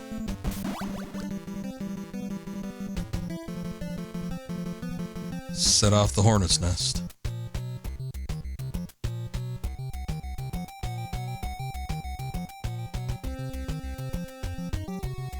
I wonder if this is going to be the sewer clean. Yeah, it is. Okay. Stupid sewer cleaning thing. This boss is a pain in the ass in the original, too. I wonder if it takes as many hits. I think the most efficient way to kill this is... Oh, I didn't mean to do that. I didn't want to go back all the way. The most efficient way to do this is with the grenade launcher, but you run out of room real quick. Oh, thank God. That was close. Just enough. I almost feel like the MSX version was a little bit worse. Okay, we can put the goggles to use here. Holy shit! Why are they so fast? Okay, yeah, sure. God damn. I guess they follow a specific pattern, so that's good. Oh, God damn it, and I hit it anyway. They're a lot slower in the MSX version. I think they're just being fair at that point, but... so rapid. I don't know if I'd have access to any of these doors in this area. I don't even know if there are any doors in this area. If I go up there, there's one that leads to the next building, but... all this other crap, I'm not sure. Let us see.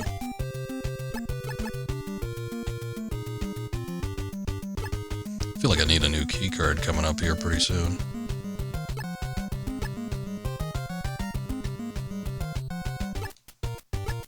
One more.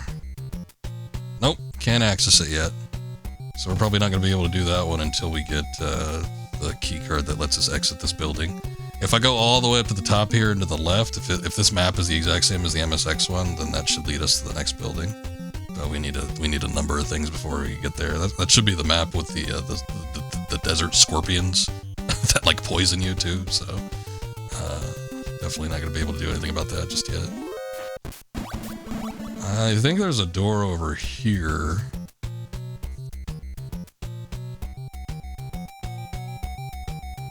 Let's see. Maybe I got access to this one.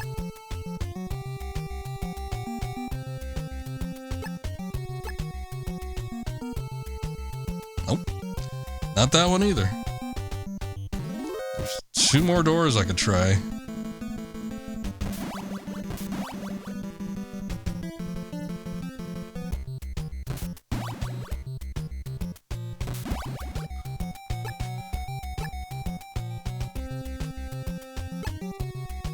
Damn. Oh, finally, jeez.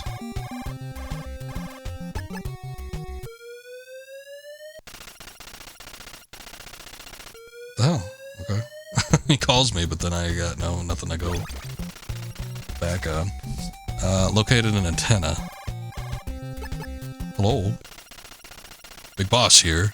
That was jamming our communications. But now everything's okay, over. Oh, that's weird. You know what? Okay, I think in the MSX version, the antenna extended your range. Like, you couldn't communicate with them, but I think that's what it was. It was like a range extender. It wasn't like the antenna was jamming you. But whatever. Same shit. Same shit, different day. So many doors here. Actually, didn't notice this one.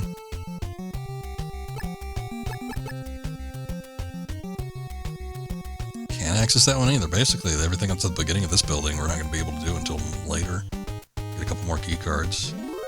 I doubt that like keycard 5 is going to be the be-all, end-all and open all of these doors up. So we're probably going to need like 6 and 5, 6, maybe 7. I think there's 8 keycards total. Yeah, I can't open that one either. We can't open any of these doors. Okay, well, we saw the elevator in the infrared room, so we need to go back to that, and we'll have access to a number of different floors. That dark patch you don't want to go into, because that's the deep water. Deep water suffocates you or something, I forget.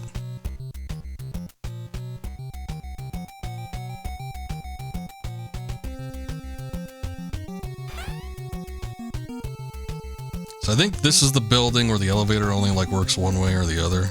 Yeah, I can't go down here. So like this elevator only goes up. So we just want to check every floor. Oh jeez.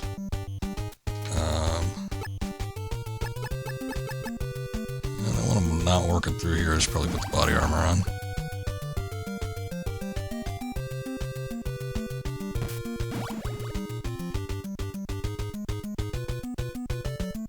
Dead end. Who'd have thought? That guy just like walked right into me. Are these guys blind or something? They're not like registering. Like when I walked right out of the elevator, maybe it's just the game being generous, but I walked right out of the elevator, they should have seen me. They didn't walk right into that room. The guy didn't see me, even though I was like right in front of him. Okay, boy, oh shit. Hey, they actually have a boss battle theme for these guys. That's funny. You can't get... I forget what these are what they're called, but they're like called Arnold or something. They're references to Terminator because I think they're like cyborgs or something like that. But they watch like I'll run. Yeah, they move really fast.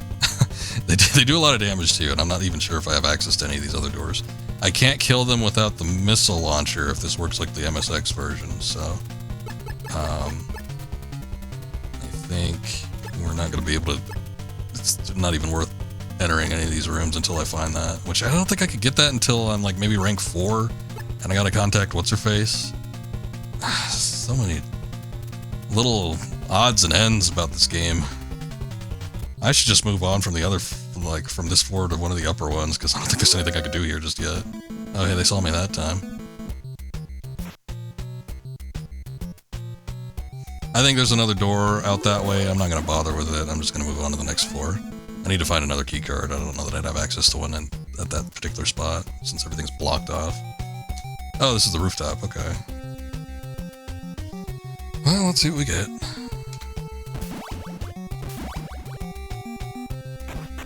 Hello.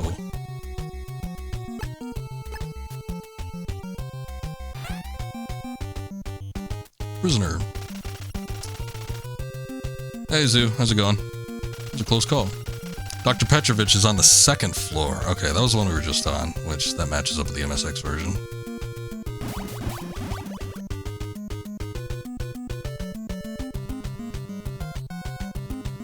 What is like this lineup? There's like rows and rows of people. It's so weird. I want to say, okay, here we go. I want to say the original version, it was just jetpack guys. They were just flying all over the place. It's kind of annoying.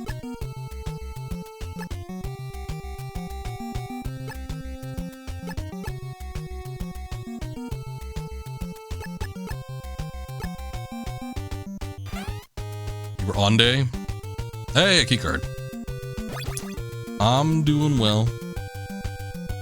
Good to hear, maybe. On day or Monday? It is a Monday. Okay, so we got key card 5. I might be able to open up some doors down on the 1st and 2nd floor now, so we'll see. Although... Okay, here's the other elevator. This is the elevator that only goes down. So the elevator we were just in, that's the one that goes up. This one just goes down. And I feel like there's going to be, like, gaps on this floor, too.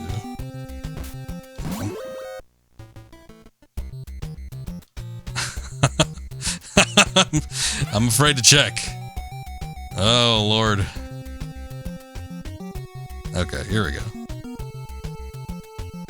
Let's see, second floor, what do we got? Oh shit.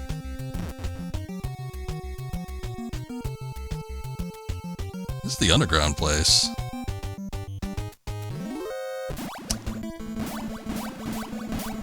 Making me waste my ammunition. I think this doesn't seem like it should be floor 2. I think this is the underground spot. Or no, this is, yeah, okay, never mind. I'm wrong.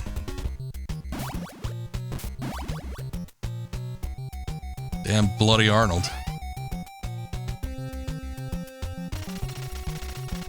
That was a close call. Can't cross the desert without a compass. Okay. Alright, so there's 2 things we need in order to cross the desert. We need the antidote, because there's a scorpions that sting us. And then we need the compass, because I think if you don't have the compass, you just keep eternally going in one infinite direction and never end up at a destination. Sounds like a nightmare.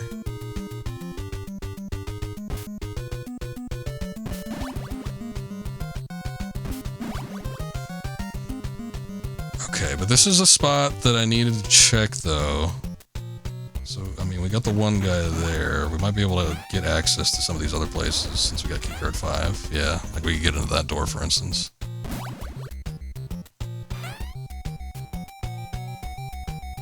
What do you have to say? That was a close call. Try contacting Resistance Fighter Jennifer. Oh, see, I told you there was another girl on waveband 12048. Jennifer can give you direct support. But be careful, she's a snob.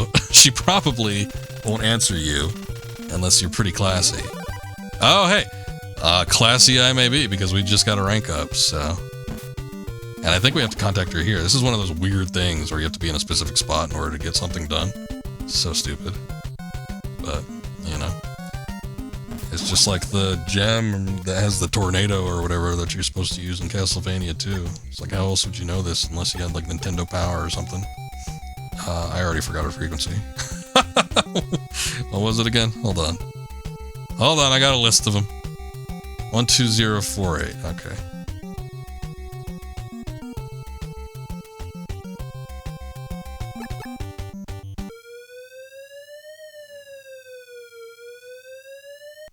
Hello? This is Solid Snake. Jennifer here. I'll set up the rocket launchers. Come and get them. Over. Okay. So yeah, this works exactly like the MSX version.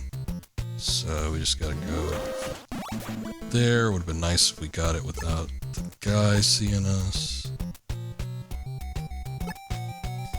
So we contact her, and then we should be able to get in this room, and then we will get the missile launcher. God, I hope I have the right keycard. And then once we get the missile launcher, then we can attack the cyborgs. I don't have the right keycard. I need keycard 6 before I get in there. And who knows where the hell that's at. It's probably on floor 1, actually. Alright, hold up. We gotta go check out some other place first.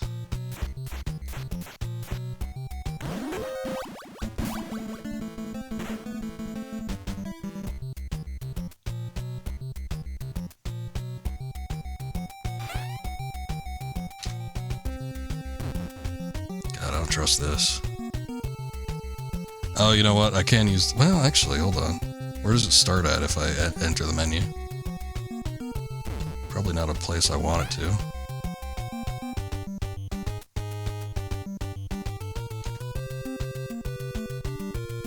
Brought up the FPS counter by accident. I guess that's F3.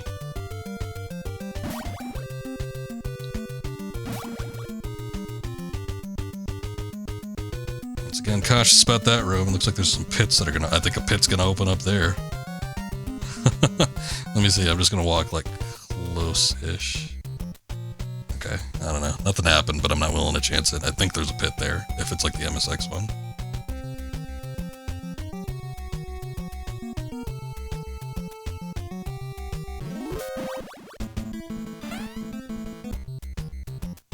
Okay, rations. It's not terrible. I could pick up more now, actually. Probably 12 at this point. Oh, shit. Okay, well I know I got 9. 10.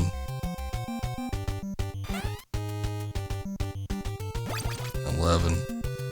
I'm just so used to grabbing them from trucks where I don't need to have a key card on in order to access the room that they're in. Alright. It should be 12.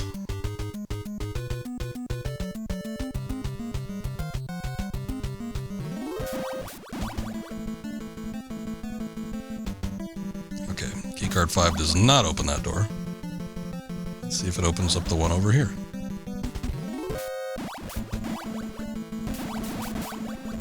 Keep them coming, lads.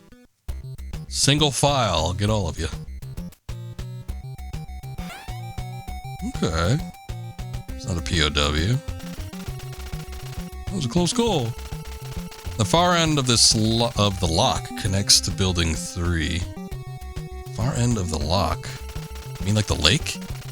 Did we turn into Scots? Go out of building 2. Arnold has the card to the door. You can defeat Arnold with a rocket launcher. I know, but I need a key. Well, you must have a key card 7 then. I'm hoping that this one door that we have access to over on the other side here, that's got key card 6. Because if it doesn't, then I don't know what to do. Maybe I can go through one of the other doors where the Arnolds are at. It's funny that they call them the Arnolds too. I'm guessing they probably like mention them in the game guide or something. Not the game guide, but like the game manual. But like like Arnold? Who's Arnold? How are you gonna know that? But yeah, those are the cybernetic fellas that run really fast.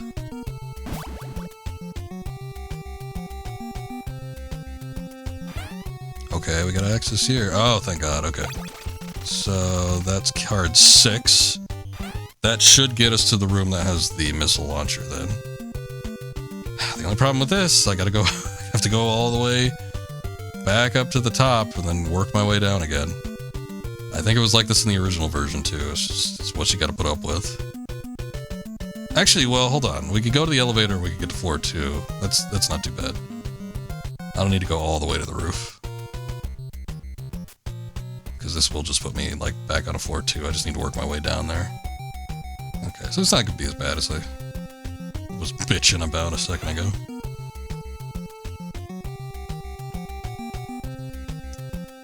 Floor 2 it is.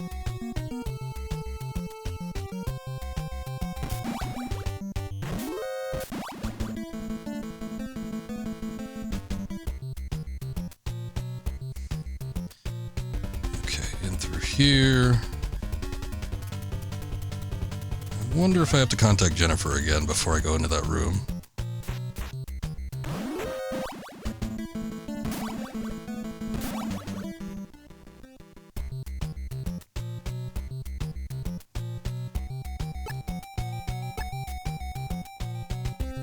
Stacking up on them cards. Oh, there it is. Okay. So if you go into this room without contacting Jennifer beforehand, you're not going to have the rocket launcher there. It's just going to be a blank table, and you're going to be wondering, okay, I guess that was an empty room then. And I don't think Snake will say anything. I don't think Big Boss will contact you. I don't think there's any, like, indicator that you're in the right or wrong at that point.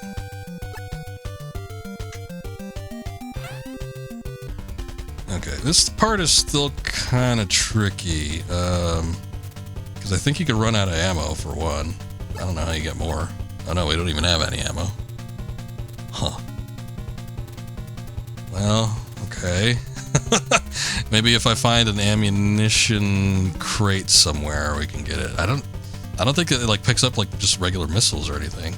Actually, we don't pick up grenades. Grenades don't have their own ammunition, but we still get them stocked anyway. I think it's just a matter of finding an ammo box. Okay, then there's going to have to be one here on the floor somewhere, because I've got no clue where another one would be.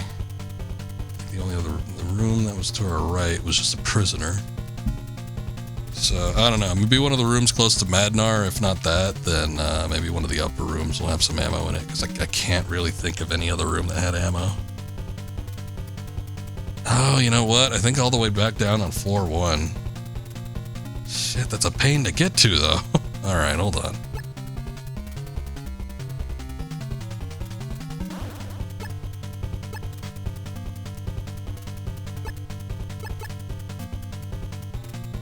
Alright, I don't think they're gonna. I'm gonna be able to access that door. I think that's probably one that. Yeah, we're not gonna be able to get to. I'm surprised they give me this like amount of space here, though.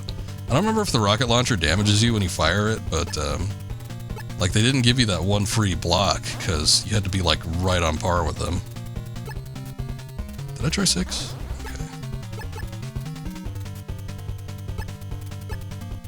He's getting free damage off of me. Fortunately, I'm stocked up on health kits, rations, whatever.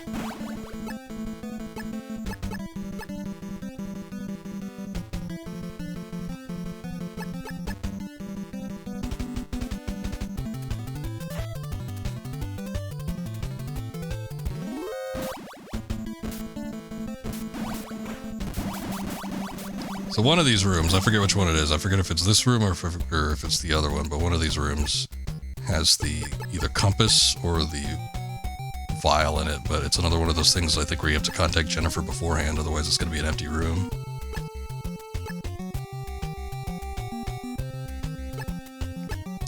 And the more key cards you get, the longer it's going to take to find the right one. We might not even have the right key card for this yet. It might need to be 7.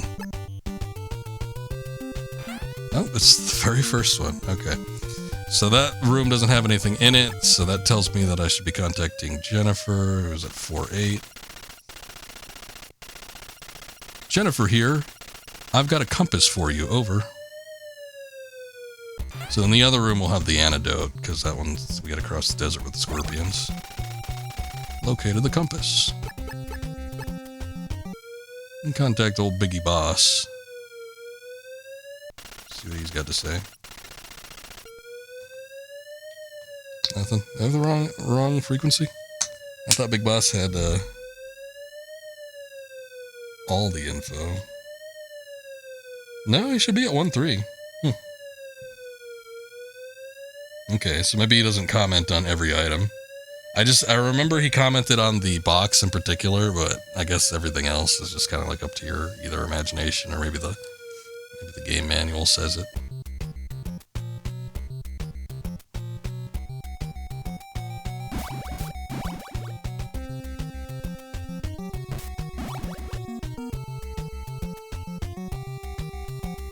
Dead end. Oh, okay. How do they see me? That guy didn't see me.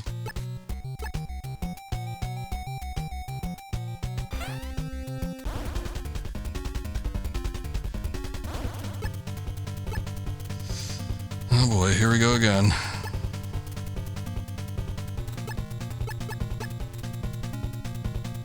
Which one's it gonna be?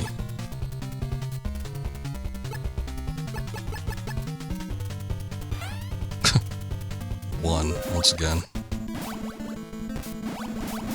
Last one you think of. See, that's one of those moments. That's when the killer's coming after you and you're freaking out and you're scrambling trying to go through each card. Of course, now we got more keys. And it's just so much more of a process. Also, goddamn, as much as I love the DualSense controllers, I think they're really, really nice. I love the heft to them. I love the shape, but man, when I use a D-pad with one of these games, God, it just cuts into my middle finger just based on the way I hold it. I don't know. I guess modern games, you're probably not using the D-pad for too much except for item management or whatever, but yeah, how long have we been playing? 2 hours? Yeah, I'm feeling it. That middle finger's getting a little wear and tear. It's not for how much I'm flipping off this game for being so asinine. Okay, I don't think we got any other option. We're gonna have to go back to floor 1, because I think that's the only place that's got ammo. That's not what I wanted. That was silly. Why did I do that? I want the armor.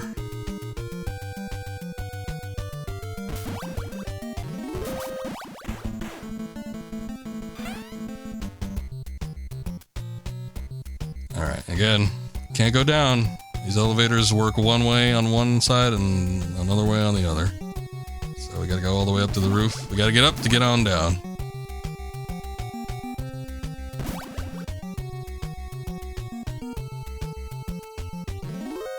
Nope.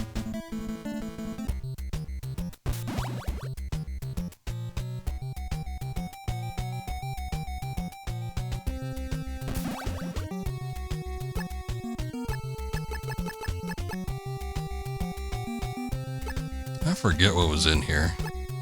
It might have been a POW. Okay, it was. Like, if it was ammunition, though, then I could just bypass the first floor entirely. But no, I don't think I could do that.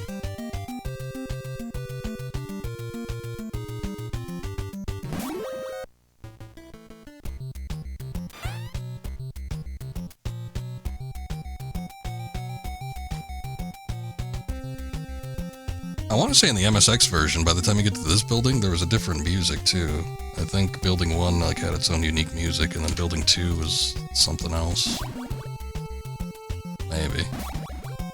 I don't know. I forget. I just don't feel like with the original game I heard the same track as long. I think we're about halfway through the game, but I could be wrong about that. We might be a little bit further than that, actually. Big boss. I'm gonna beat this game on stream, I'm pretty sure. Oh, shit. Again, it's pretty similar to the MSX version, so I can kinda... I'm feeling my way around. And, you know, all the weird little obscure shit that's in the original game, I'm able to figure out just because I played the original so much. But it also has been a while since I played the original. It's probably been about 6 years or something like that. Maybe a little bit more.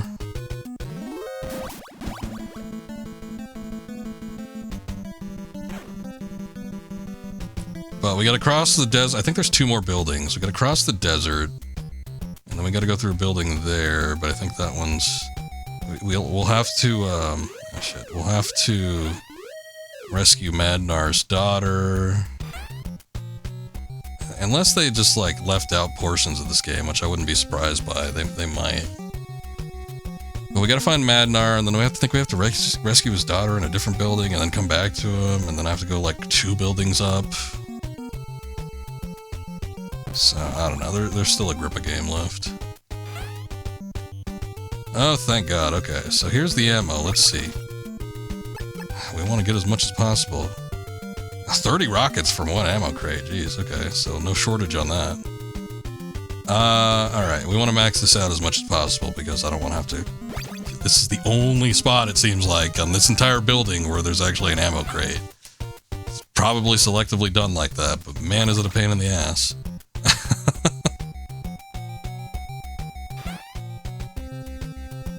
I'm just gonna max out until I get maximum handgun ammunition, which actually I think we got 200 on rank 3. Maybe. Maybe not. If it maxes out at 200 here, then that's the maximum we could carry. Oh, 210, okay, so we could definitely get more. Probably at 250 at this point. And I'm sure all the other guns that we have been maxed out, but I just want everything. Okay, 250, that should be it.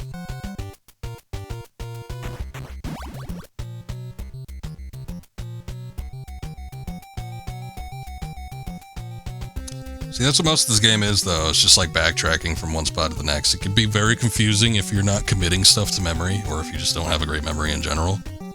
This game probably is going to suck more. I mean, it's not as bad as like Metroid, to be honest. Like Metroid, I still have a problem to this day playing the original Metroid, because that is like...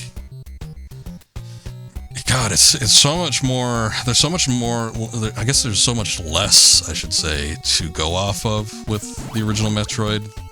Like, you have color palette swaps, but otherwise, it's like the whole game kind of looks the same. So, different areas that you get to aren't as distinct.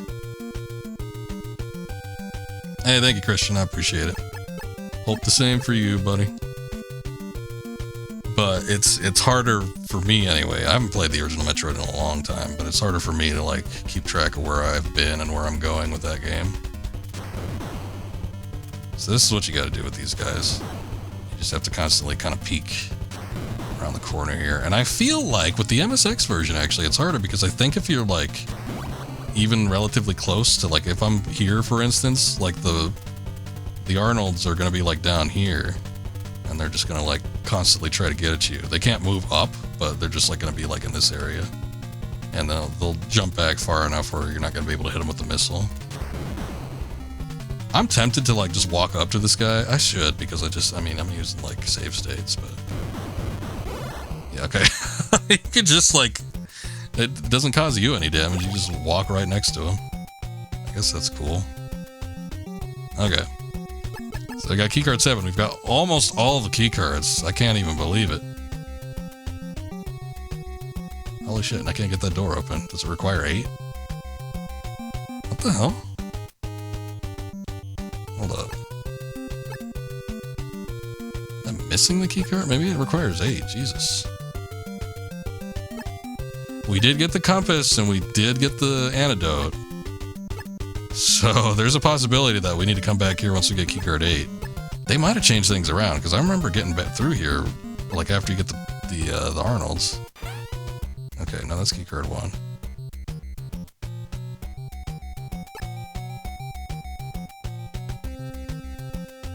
Yeah, thank God no they didn't program in the splash damage. Yeah, I know, right?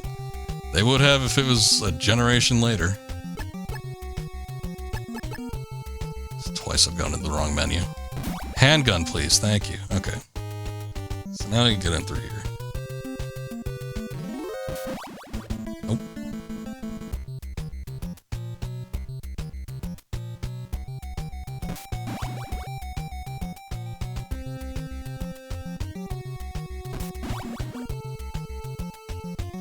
I'm gonna save because this looks risky. I don't like the look of that. Why is this just like a big open door?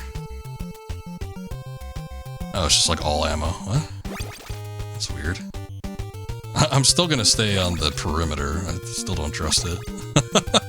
I feel like there's gonna be a pit that opens up. They put pits in weird random places in the NES version. It's not cool.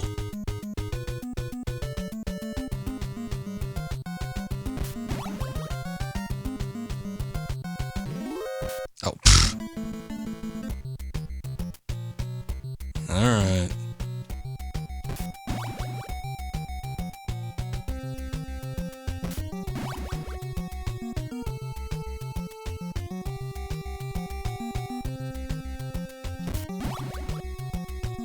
Okay. Madnar should be in here. One would think that we would need keycard 7. Okay, never mind. I was like, that's the last one we got, so you'd think so, but no, it's 6. There he is! Outfoxed! The real Dr. Petrovich is in building number 5. Dive, Foxhounder! They call them Foxhounders. Remember Foxhound. Not Foxhounder.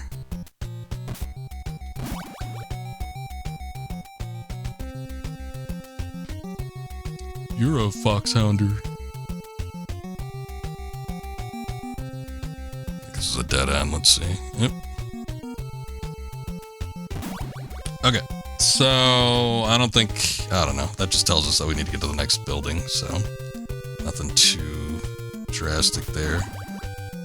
But I think we got pretty much everything else. I don't think there's anything else we can get or need to get. Oh, we opened up this with keycard like 1 or something, right?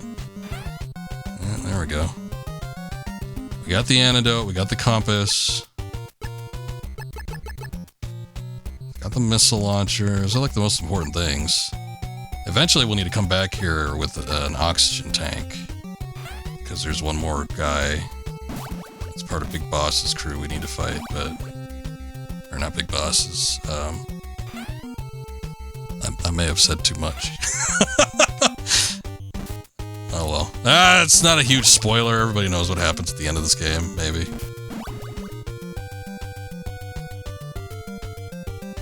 We all know what's really going on. Alright, but either way, I need to get the elevator.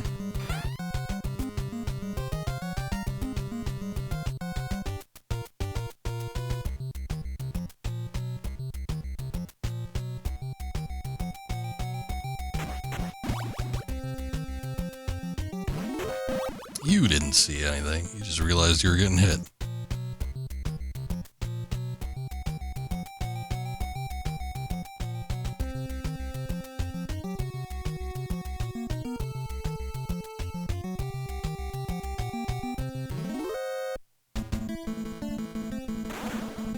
Oh, that's stupid.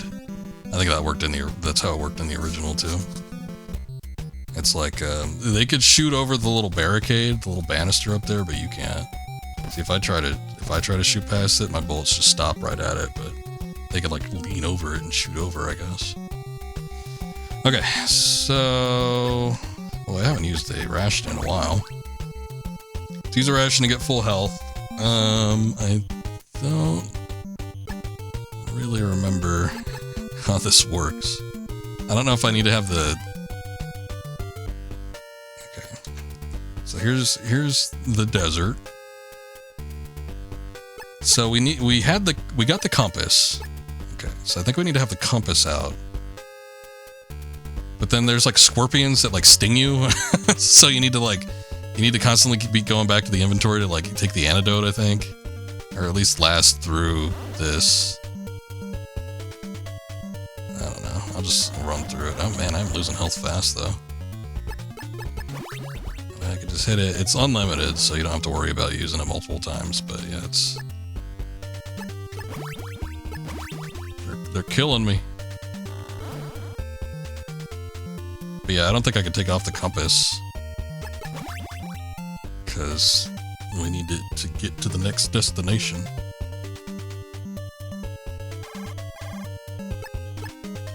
Hello? Big boss here. Get in the truck. Over on the right. Over. Oh yeah, so... This is the part where you end up getting screwed if you follow his advice. Although, I'm curious. I'll make a save state just to see, like... Is there anything in these trucks that's handy? Okay, so this one has ammo. That's not bad. I think if you take one of these trucks, like the one that he tells you to get into... Uh-oh, the truck have started to move. Let's see how far back it takes us, because there's no doubt taking us back somewhere. Okay, it takes you all the way back to pre-tank, so you'd have to go all the way through Building 2 again. Okay, so that one sucked. Uh-oh, the truck have started to move. Let's see. Oh, that's a Building 1. Okay, so that's pretty bad too. But the one right in front of you gets you ammo, and then what's this one got? Nothing? That wasn't a common enemy. What the hell was that? It was like a ninja or something. It looked weird.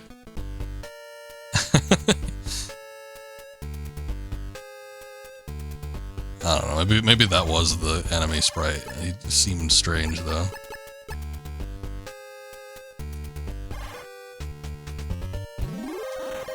Whoa! Okay, I just maybe screwed myself. I made a save state like as soon as I entered in, and then like all three of those guys jump you at the same time. What the hell are you supposed to do with that? So you need a keycard to get in there. So, like, I either need to fast equip the armor, or... Hold on. Okay, so I can open up the door. Maybe I get the... I'm just gonna use a ration just in case. I'll get the armor on. And... Oh, wait. It's the wrong one. Get the armor on.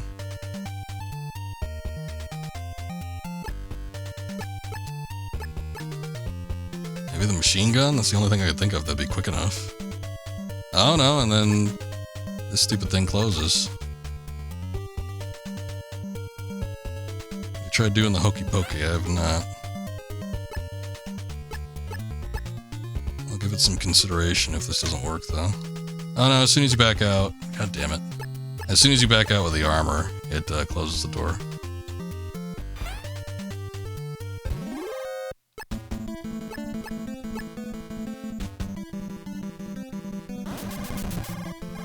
Okay, boy, they like brutalized me last time.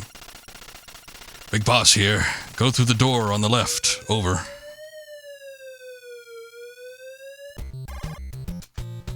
Let's see what happens if we do it. I'm trusting you, big boss. My life is in your hands. The hell keycard is it? It's one. Oh yeah, there you go. Instant death. Should have known. In the original MSX version, this wall was not opened up. You actually needed to punch it to see that it was breakable, and then you needed to use plastic explosives on it. But yeah, otherwise, if you followed what Big Boss was saying, then it would have fallen through. Wait a second, though. There's no way I could make that in time.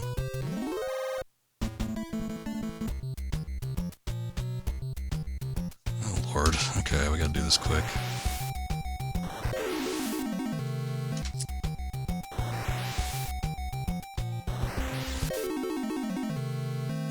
Alright.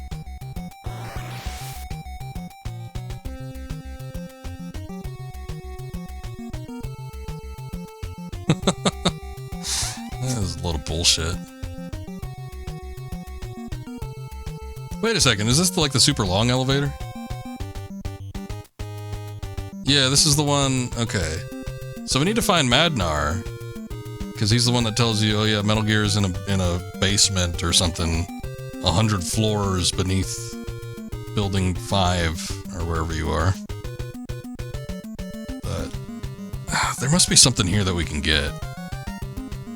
I think we need the oxygen tank is what we need. I think we get the oxygen tank, and then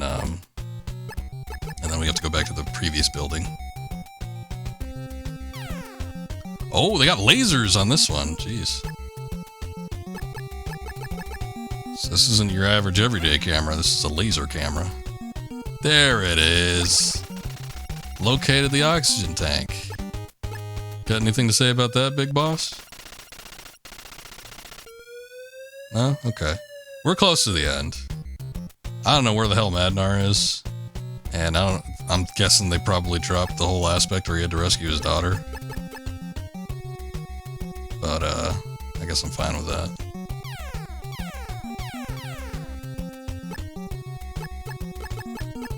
If we're able to get in this door, we get a key, story revelation here in a second. I don't know if I can, though. They might have saved it for, keycard 5. I wouldn't doubt it.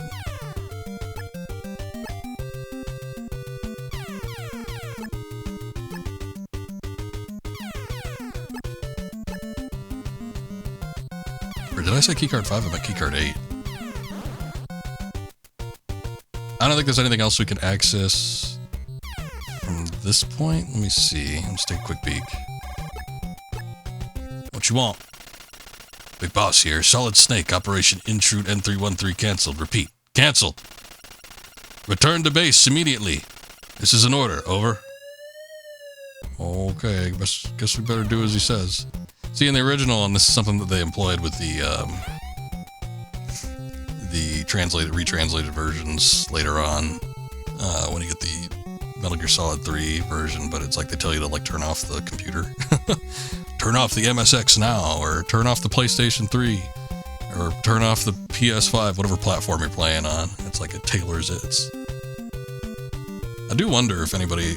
They didn't do it with the NES version, though. They just say that the mission's canceled. It takes the fun away of breaking the fourth wall. But, yeah, it's like, he's supposed to break the fourth wall, and you're supposed to... My wondering is, like, if anybody actually did that, though. They're like, I'm gonna do what he says. Oh, shit.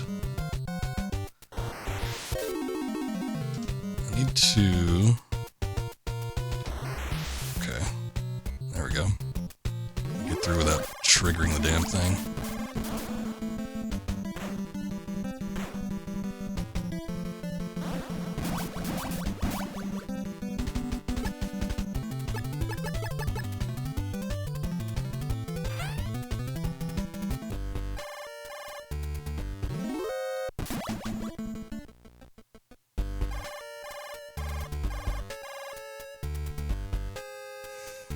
If you received a radio call in one area, it's always going to be the same. It's never going to change. So, despite the fact that events have already progressed, he's still going to tell you whatever.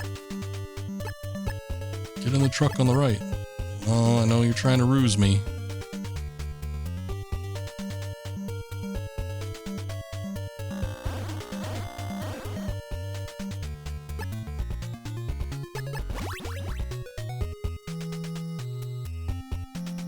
Well, that one actually missed me. There's always one guy that would. Yeah, you're probably not wrong. One guy out there that never finished Metal Gear because he was told to turn off the console and he actually did it. Big Boss told me to. Okay, so now that we got the oxygen tank, we can go into the deep water, which will give us access to a couple rooms over on the end here.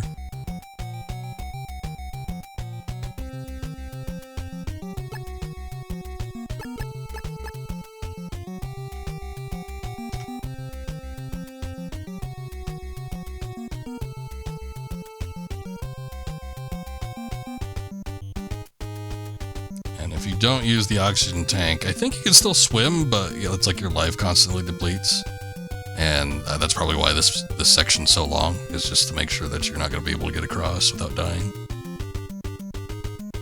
So it's like a must that you have the oxygen tank with you. Let's switch back to the regular handgun.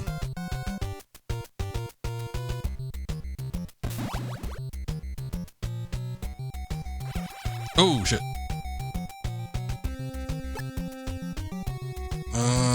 Okay, so I've only got one missile. Uh-oh. That's not good. I hope it doesn't. I think you could shoot it with like a regular gun if we need to shoot it again, but also not having missiles makes this upcoming boss fight really hard. Well, okay, maybe not. We'll see. We'll see. Fortunately, we got save states to work with, but I get the feeling like it's not going to be easy. I always used the missiles, the remote control missiles for it.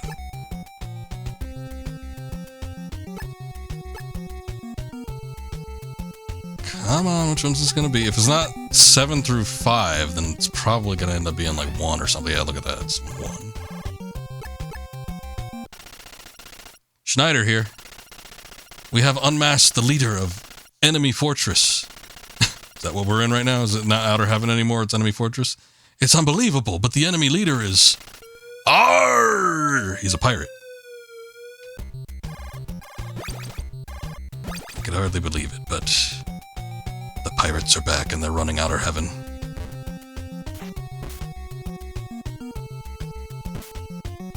Oh, son of a bitch! That's... oh wait, did I break it? No, I didn't break it. Oh my god. Hold on, but they didn't give me any more remote control missiles, so you can only get those in Building 1. Oh yeah, they're making it real tough. I am fairly certain in the MSX version you can break these with like a regular handgun, the switch panel. Obviously, if you're trying to get past the first time around to like get through to these things, you're not going to be able to, you know, hit it from afar. But at least you're going to be able to hit it. If you're like coming back, but I can't even hit it here. I can't push it, I can't interact with it, so we're just dealing with an electrified floor. That's stupid. Alright, so we gotta go back and do this. So, at this point, it's either use the remote control missile to go to the other door, and I think that's where the boss is, and then we do the boss, and then take a little damage coming out. Or we go all the way back to Building 1. Which, I mean, it's possible. We can do that. I don't want to do it, but we can do it. I don't think it's going to be necessary, though. I think we can get by without using the remote control rockets.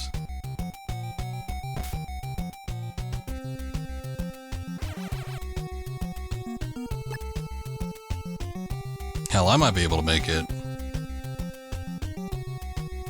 across this way without using the remote control missile, but I don't know. I'll just go ahead and do it.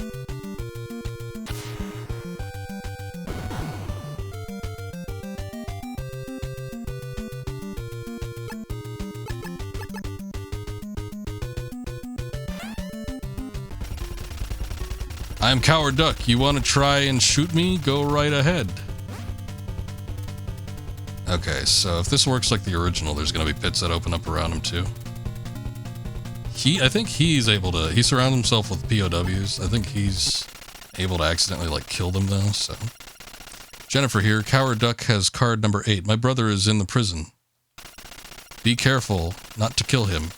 If anything happens to my brother, I cannot help you anymore. So that was a thing.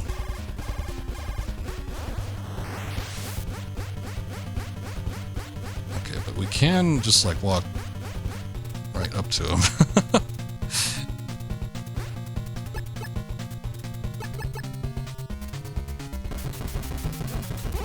Nice plan, jackass.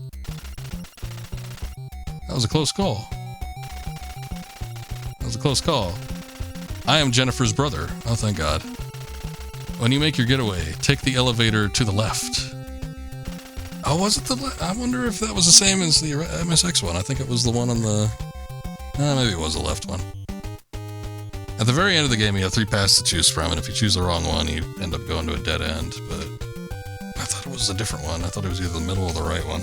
I don't remember. Okay, so we got keycard 8. I'm guessing we can go all the way to that other building. We have to walk across this, though. It does take a decent amount of damage out, but obviously it's survivable, so don't really need to worry about it too much.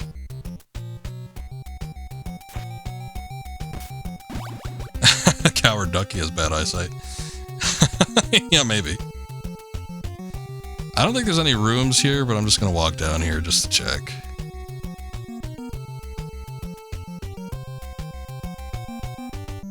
I got no clue where Madnar is, though. And it's like, okay, there are no rooms. I don't know where Madnar is, and I don't know if he's going to be integral to actually finishing this.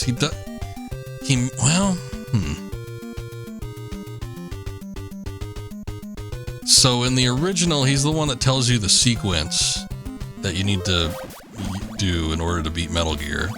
You need to put plastic explosives in a very particular order. It makes absolutely zero sense, but you need to put plastic explosives in a particular order in order to defeat Metal Gear. But with this one, you don't even see Metal Gear. It's just like a computer, and I don't think you need to do anything special to it. I think you just need to hit it. So, I don't know. I would think he's still in the game, though, but... And I don't even know if I've gotten this far when I originally played this game, the NES version. I don't know.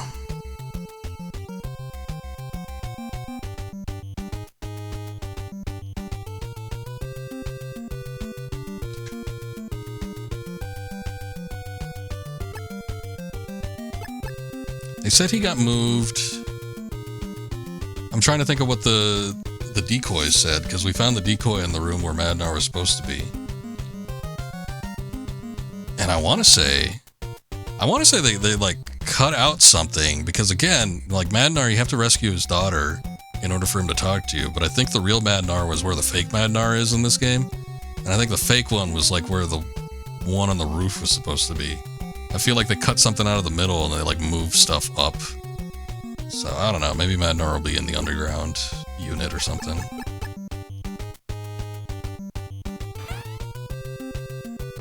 I hope that's the case, because otherwise, if I gotta backtrack like super far, I'm not gonna be happy. I'm also running out of rations. I do this goddamn sequence every time. Suck my ass.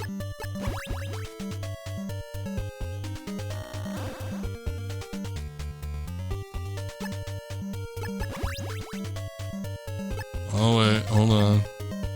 There's a compass on.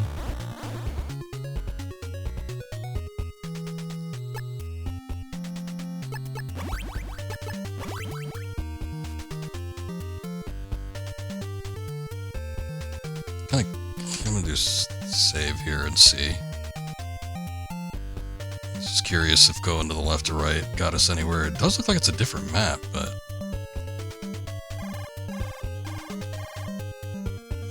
Okay, so those two trucks will backtrack us to different buildings, which we don't want. But that one has the ammo in it.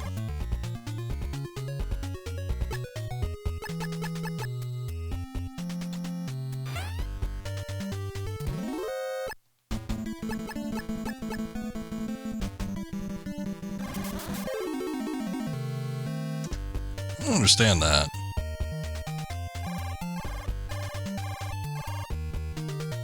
Like, one of them, I think, just hits like a truck or something, because look at, I had full health, and they just tore through that life bar. I don't get it.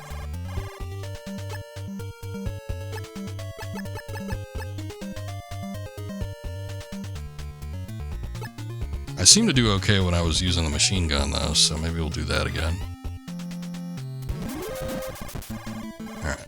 Yeah, that took care of everybody. Oh, boy. I'm just gonna save here, because this part's a pain in the ass. I can't imagine doing this on the original NES. So damn frustrating. It's like, it's such a finite little amount of room you have to work with, too.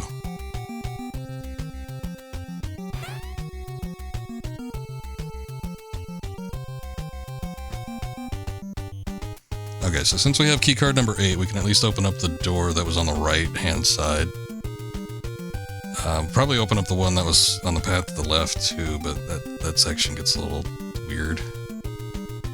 At least in the MSX version. I forget what it was exactly, but I think there was a spot where you had to have the mask on, and then you had to, like, blast through a wall.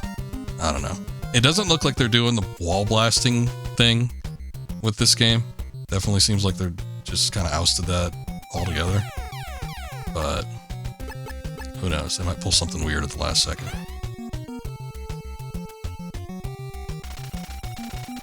That was a close call. The leader of the enemy fortress is the supreme commander of Foxhounder, the big boss. He has been behind everything all along.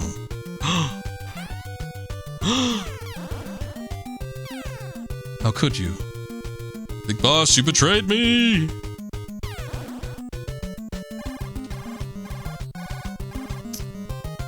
It's not like we didn't see it coming.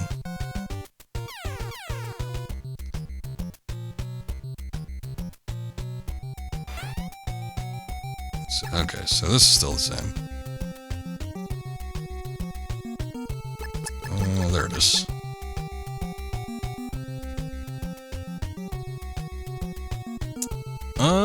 Okay, hold on. I think if you go through that door... See, I think you had to blow a hole in this wall in the original, but in here, it's like the wall's just open.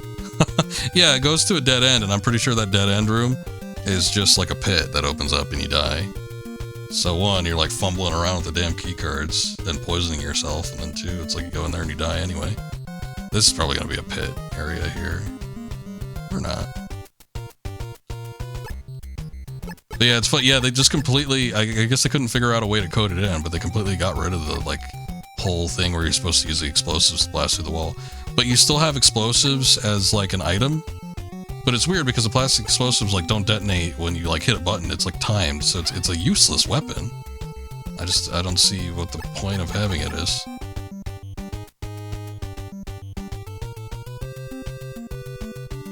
I do remember one of these rooms also having a, section where you had to go through stupid doors. See, and I remember that too. Oh, shit.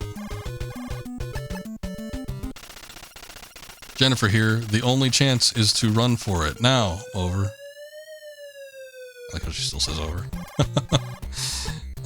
Okay. Well, there's no... this is frustrating. Hey, thank you, Shaxon. I appreciate the raid. Metal Gear. Can't be. Welcome in. How we doing, everybody? Good to see you. You were playing a little of the Pseudo Regalia, a game which I have, but I have not actually played yet. So hopefully one of these days I can free up some time and do a little bit. Are you enjoying it? It looks like a fun game. It looks like something I'd enjoy. I just haven't. I haven't had the time to do it just quite yet. Yeah, we're doing old school Metal Gear though. We're doing the NES version here, which is not the most ideal version to play this game, but you know, it's close enough. It's requested for us to do by Mr. Mythical's Games. Really? Wow. Okay. I guess it's a relatively short game. Or, well, I said, yeah, it is a relatively short game, so it's about 5.5 hours, but I guess what I meant to say was, I guess it's a relatively cheap game, so probably don't expect, like, tons and tons of hours out of it, but that's not bad. I mean, 5.5, I've played $60 games that I've beaten in, like, 5.5 hours. Sure, I probably could have gone through and done some extra collectibles or something like that, but still. I was more miffed back then than I probably would be with Pseudo Regalia. But glad you liked it. The tricky thing with this section here, in the MSX version, you could just wear the rations, and you would automatically heal every time your health went down to 0, but here you have to manually apply the stupid things. It sucks. Oh, shit!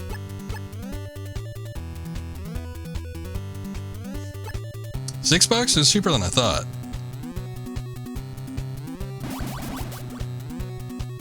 Okay.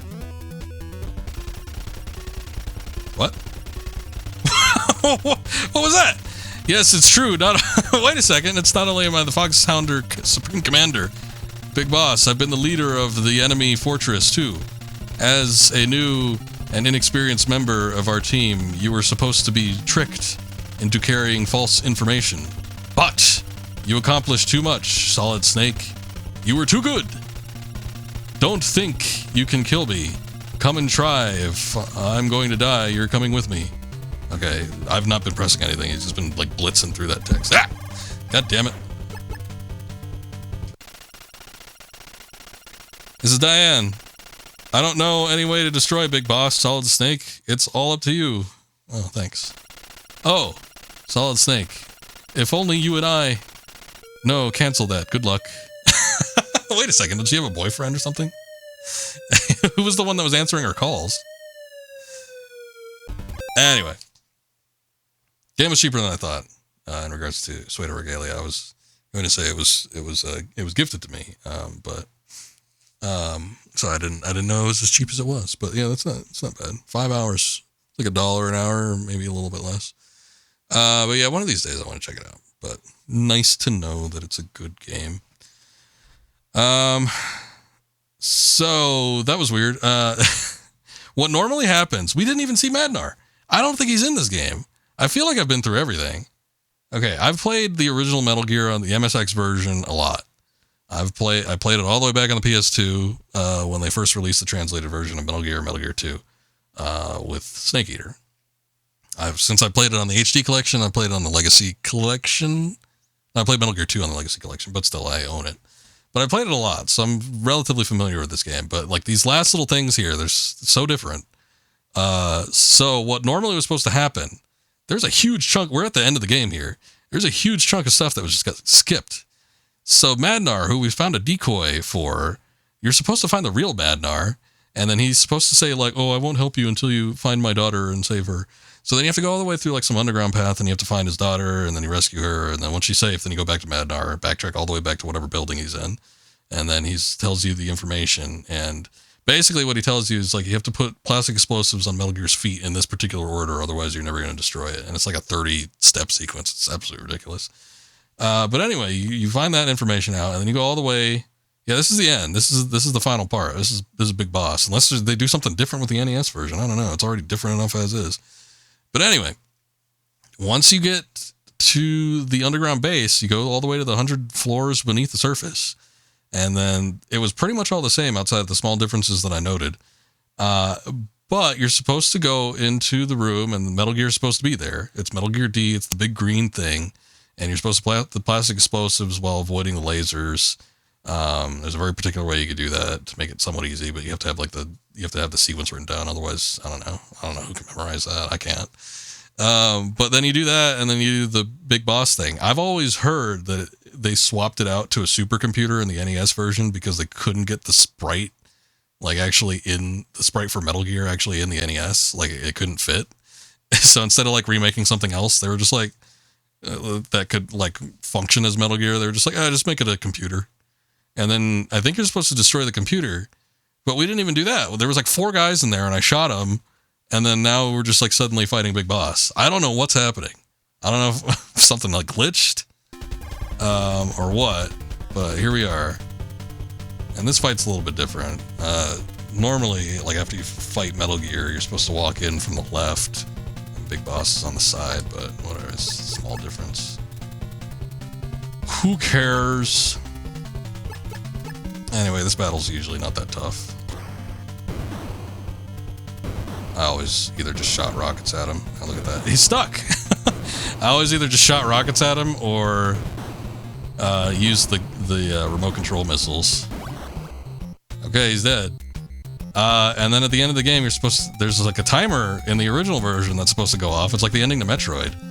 It's like you have a certain amount of time you need to escape, but the timer didn't go off. There's no self-destruct sequence, and there's 3 doors. In the original, it's like 3 ladders that you have to choose. Oh yeah, here's the elevator that I referred to. So I wonder what happens if you go... Okay, hold on. I did make a quick save. What happens if I choose like one of the other ones? It's still an elevator? Okay, I'm just gonna choose the middle one just to see what happens. Let's just... Like, will he end up like in a pit? Is he gonna get shot when he like goes up to the top? Let's see.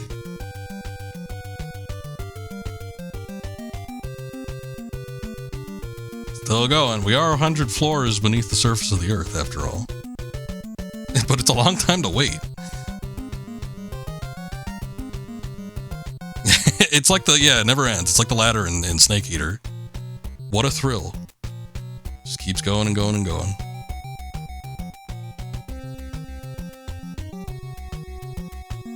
Oh, unless you literally mean that, Jackson. Do you mean it just like it literally never ends? I don't know if you've played the NES version of this game or not. You have no idea. It doesn't look like it's ending. Hope it makes you reset. I can go down. So... But yeah, no. When the elevator to get down here, I think was 3 screens. And we've gone through like 6. I think you might be onto something. I think it actually never ends. Oh no. This is the elevator that never ends. It just goes on and on, my friends. Some people started riding it, not knowing where they're going, but they just kept on riding it. We'll go down 1 because it's the ground floor. Maybe. Oh, there's like a big black screen. Okay, so it's not... Oh, okay. Yeah, alright. So, here it is. Easter egg if you leave it on for 137 hours. Yeah, I need to get one of those clamps, like the old school when you just like clamp down a controller for like infinite button presses or whatever. Okay, well at least it let us go down 1 and then hit the base floor. I'm guessing the right one's gonna be the same. There's no stakes though. I mean, come on. If you've seen the original version of this game, the timer's supposed to go off and you have like 300 seconds or less to choose a route between 3 routes. Okay. And you have to go up ladders. I guess Outer Heaven blew up? What the hell was that? Solid Snake. Metal Gear has been destroyed. Operation Intrude N313 is a success. It's all over. Everything at last. Solid Snake returning to base. Over. Okay. This is Station K&K bringing you a spot news report. Today at dawn, there was apparently a large-scale earth tremor in the region of Galsburg, South Africa. This is your computer speaking. Here are the creators of your Metal Gear game. What an awkward way to word that. Oh, my computer, finally. I wasn't aware it had achieved consciousness. Wow. Okay, well that was Metal Gear, everybody. This is like a good hour missing from it. But that's the NES version that we all love, right? No? Okay. Presented by Konami. Yay, 1988 Tokyo 98. Jesus. God, this game is old. Well, we did it, and I was fumbling around, not exactly knowing specifically what to do. It probably would have been a lot longer if we were using the code system to get through this game. But thankfully we don't have to put up with that. Had I actually gotten the NES version to work, yeah, we would have been on this game probably a lot longer, but it still wouldn't have been like the worst thing ever. Again, when you use the code, you retain all of your items, which is handy. It's just like, it's based on the location, which is make or break. So if you restart the game at a location that's, you know, pretty far back, you just have to walk through the base again. Thank you. Time for Police Knots. I have never played Police Knots, actually. I never played Police Knots. I never played Snatcher. I haven't played Kojima's other games. Pretty solid. Like that weird time between the first Metal Gear and... Actually, I don't know if he did something before Metal Gear. He probably worked on something, but I don't know if he was at, like, director control. But yeah, that period in like the late 80s to the mid 90s. I haven't played any of his games. I don't know if they're any good or not. Snatcher's interesting. It looks interesting. I don't know. It kind of almost looks like not necessarily a visual novel, but I don't know, maybe like a point and click or something. I don't know. Never played Police Knots. Yeah, the only thing I've seen of Police Knots is the clip that they show in Metal Gear Solid. Just that cutscene when Otacon is going off. But I don't know. I'm a huge fan of the Metal Gear series. I've played pretty much every single Metal Gear game. Maybe not everything to completion, but I've at least played the games. And we've seen a number of those games here on stream before, but actually, like the other stuff that Kojima's done, I've not really paid too much attention to. One of these days, though, I wouldn't be opposed. I don't think Snatcher or Police Knots, I mean, I could be wrong about this, but I don't think they got an official, like, Western release. I think everything that's been released after the fact was like a fan translation and stuff. I don't know. I'm not 100% certain. All right, well, yeah, I don't know. This game was serviceable on the NES. It's not as good as the MSX version. The MSX version 1 has like a lot more content in it. Maybe some people say it's too much, considering like you have to do a lot of backtracking and stuff, but it feels like a more complete game. I just like how they introduce characters like Madnar, and then he's gone. We found the decoy, and then we never found him again. I guess I killed him. We don't see him again until oh no, I don't think he was in Snake's Revenge. I don't think they had him in that one. I think I guess Western audiences, if they've only ever played the Western games, would have only seen him until like Metal Gear Rising, which I don't think he like even made like a vocal appearance in that. I think he was just like referred to. Oh well, whatever. But yeah, the NES version, it's serviceable. It plays largely like the MSX version, but it sure is missing a lot of stuff, and there's a lot of ways it's inferior. But I do like that the bullets fly across the entirety of the screen. You can't beat that. And I do like that you can bypass the cameras by like sliding right underneath them. That's cool. Otherwise, yeah, MSX all the way. MSX version is definitely superior. I still got the I didn't shut off the capture cards, so I still got the original. Here, hold on. Yeah, there it is. Is it actually? I don't know. Let me shut that off.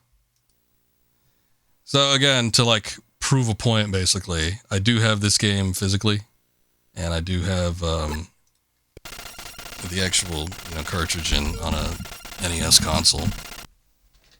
I gotta grab the controller. But had I streamed it, this is what we would have been looking at, which isn't very visually pleasing. So, I bet you we could.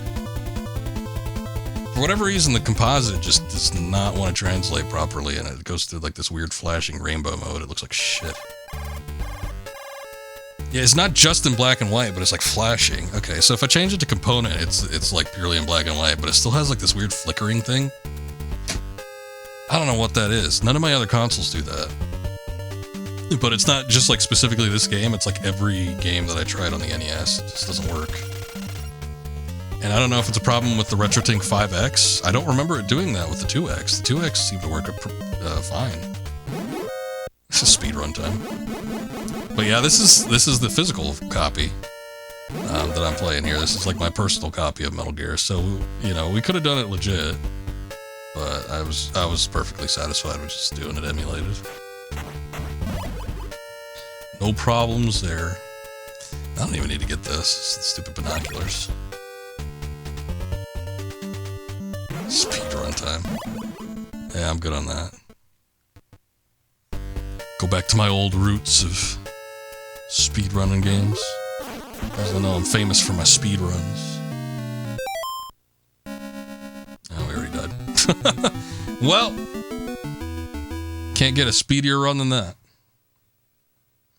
Anyway, it's there. If I ever wanted to play it on my own time, I guess I do have access to it. I gotta say, I do like the look of that though. I like the nighttime sky, and the jungle and everything. It does look nice. It's not iconic to me like Snake going through the waterway, but you know, it's not bad. But anyway, that's it for NES Metal Gear. It's a game. It's not as good as the MSX version is basically my conclusion, but if you had to play, like if you had no other way to play Metal Gear, this isn't the worst. Could have been worse. I'm gonna shut that one off. There is time to do more things. I just don't know what I want to do. You know what we could do? We could look at I gotta go back here though.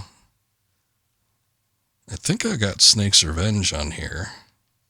I haven't played the Snake's Revenge in a long time. I don't remember if it's worth looking at. I remember it not being bad, and I remember people saying it's not terrible, but I haven't played it in a while. What the hell? That's not Snake's Revenge. Speedrun, all you do is put the gun to your head. Well, that is one way to do it. Okay.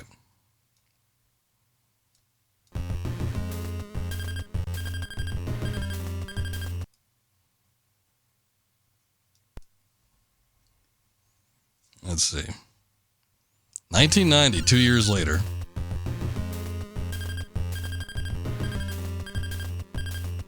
So we might just take a peek at this. I don't think we're going to be going on this too long, but I'm kind of curious now that we completed Metal Gear NES, what Snake's Revenge was like. Metal Gear 1, code number VRC4, capacity 1, 226 tons, height 22 feet, speed 31 miles per hour, armor 3.5 inches, a heavy-duty tank able to attack from all angles, carry nuclear arsenal, I think. I think is what it said. That's kind of funny though, like that introduction screen, like this with like the digital blueprint on it. That's kind of how Metal Gear 2 opens. And Metal Gear 2 came out after Snake's Revenge. Again, Snake's Revenge was made by Konami saying, hey, you should make a sequel for Western audiences for that Metal Gear game, because Metal Gear did pretty good.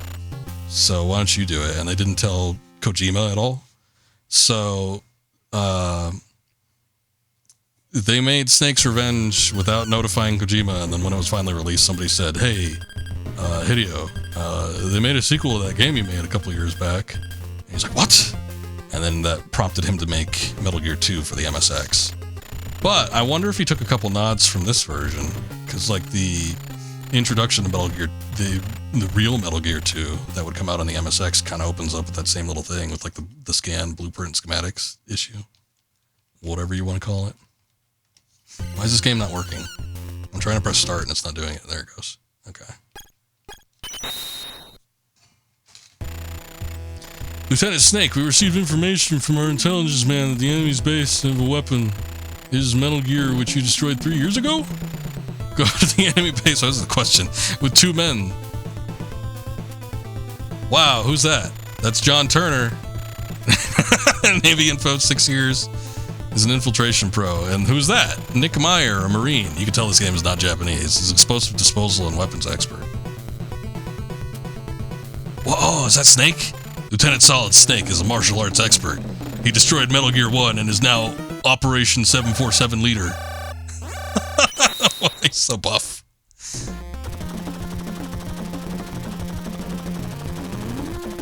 Whoa, they got helicopters in this one. Yeah, that was another thing. We didn't have a helicopter there was no Hind in Metal Gear 1 on NES. They just had like 2 gunners, like on fixed gun emplacements. It was weird. Snake, the purpose of your mission is to infiltrate the enemy stronghold. You must collect information from your co-workers. Is that what we call them?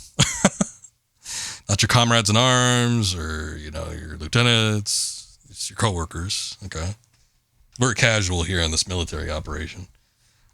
So yeah, like, the radio is now digital. That's interesting. There's portraits. So it's kind of like the codex. Alright, we have punch and knife. I feel like knife might be better, and we do have a handgun. The killer soundtrack right off the bat. Already sounds better than the Metal Gear NES. How do I exit? There we go. Okay, that's gone. Wow, look at that. This is a cool mechanic. What the hell? The flares lighting up the dark areas. It looks like alerts continue on between screens. Man, this soundtrack is kick-ass. I dig it. That was a cool alert theme. I have to listen to these isolated. Oh god, we got searchlights. Look at this. Yeah, this is a sophisticated game compared to the NES Metal Gear. So the problem is I don't know where I'm going.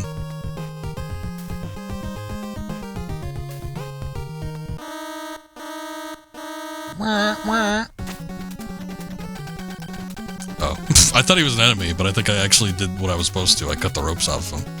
Thanks for your help.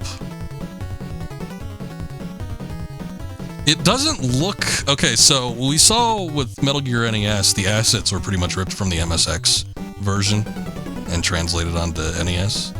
This looks so much more simplified compared to the NES Metal Gear 1, but I think that's because the assets were taken from the MSX. And it's like they created brand new assets here. They look so much more simplistic. There's a certain sense of style about it that I kind of dig, but... See, this is one of those things, because I think this was technically made by Konami, but this is made by like a Western division. Look how big this guy is. God damn, look at those shoulders, biceps. It's huge. Thanks for your help.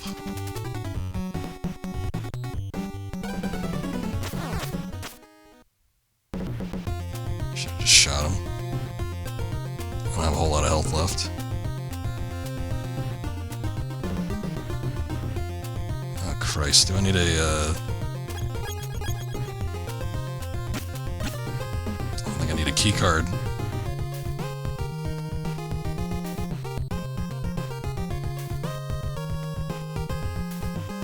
Okay.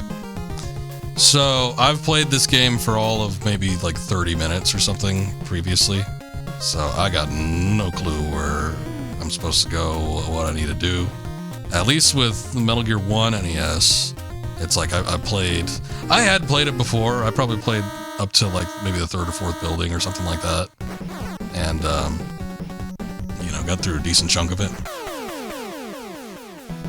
But... you know, most of the game was pretty similar to the MSX version. This obviously is completely different. So I got like no clue what to expect with any of this. And again, I'm probably not going to go through the entirety of this, but I do want to check out a good portion of it.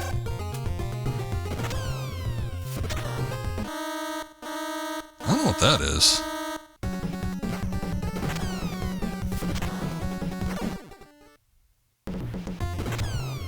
See, yeah, and this is what I was talking about. It's, oh, okay. They're like people on like hover, like portable helicopters. But yeah, you have a limited amount of health to begin with, so that, for one, is a little bit tricky. But like two, alerts carry over between screens. Okay, here we go. There's a ration, I think. Yeah, I got rations. Let's see if the food. Let's see if it uses the same method. Like with the original Metal Gears. Oh yeah, you keep going back and collecting some, so that's good.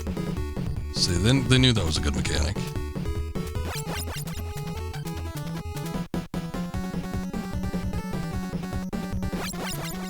So unlike the first Metal Gear, I don't have a physical copy of this one. I almost could have for like a really reasonable price. I think it was on sale at my local game store, a brick and mortar retro shop for like 15 bucks. But for whatever reason, I was either buying something else or I didn't feel like spending the money at that point. And I should have. It's just 15 bucks, but whatever, you know. So they can shoot diagonally, but I can't. But it's like that was only a one-time like opportunity from the looks of it, because I never saw it there again, or any of the other local places that I found. And then the ones I see online are always like way more than they should be. Definitely not 15 bucks. Yeah, I'm gonna wait on using the health thing.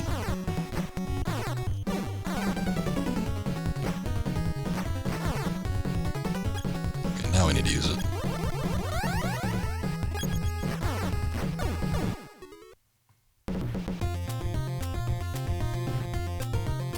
But yeah, had I owned a physical copy of this, I probably would have played it a little bit more. I'd only ever played this via emulator, and, you know, I don't know. To me, it's one of those things where it's like if I don't, like, physically own something, I feel less obligated to, like, actually play through it. Like, you know, in terms of, like, that versus emulating it. There's another door I just don't have access to. Because I need a key card, and I got no clue where the key cards are.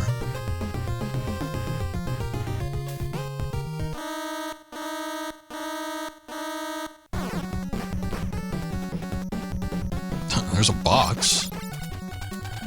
I got ammunition. Oh, good. It didn't look like a regular ammo case, but I get it. It looks like it almost looks like a present. Like somebody gift wrapped it. Let's see. Okay. So far, it seems to employ like similar mechanics to the first game.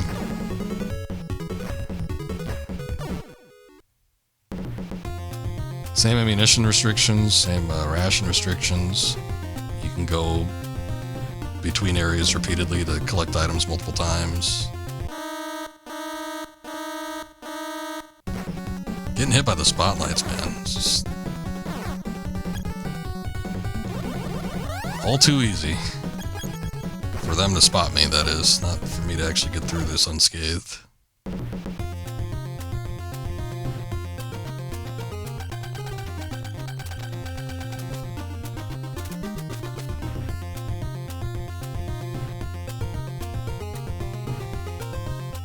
We've been through all this before. I still didn't see like a key card or anything. I wonder... Maybe I'm supposed to search the vehicles? Is there a trunk I can get access to?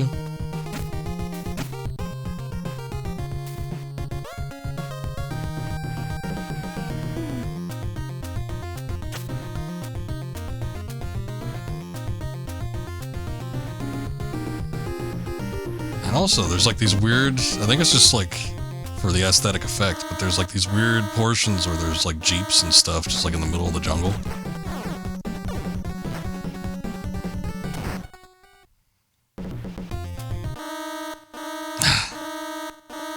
It's hard to avoid them, like even if I'm trying to keep out of their line of sight.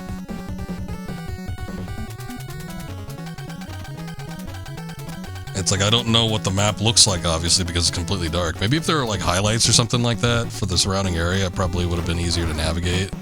But I guess that's part of the point. But yeah, we're just going to be getting into alerts a lot.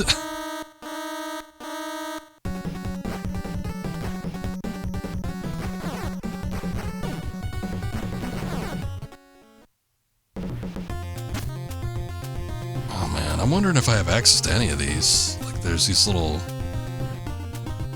tree hides or whatever they are. Because I think I've seen everything that the map has to offer.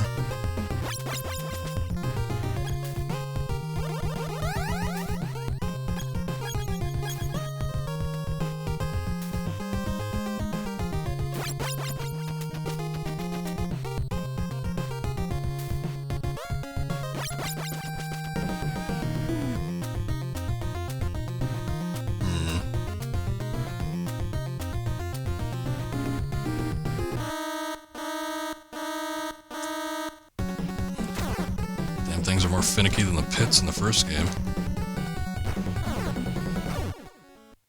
At least it's consistent. You kill 3 enemies and you end the alert.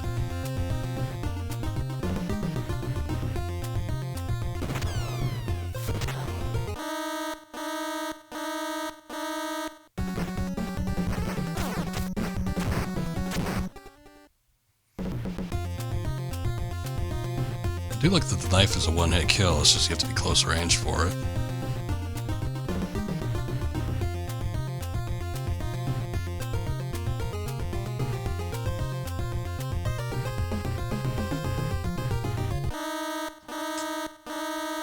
It should have been a gimme, come on.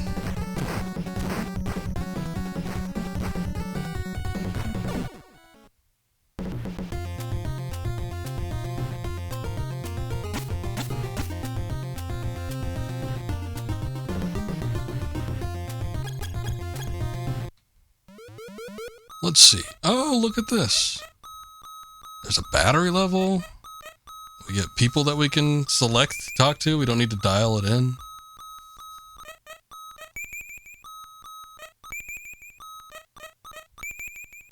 Radar map. No contact. Huh.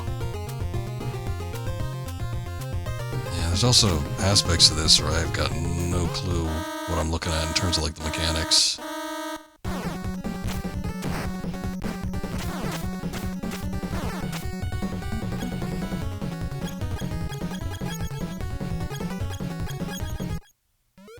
Nope.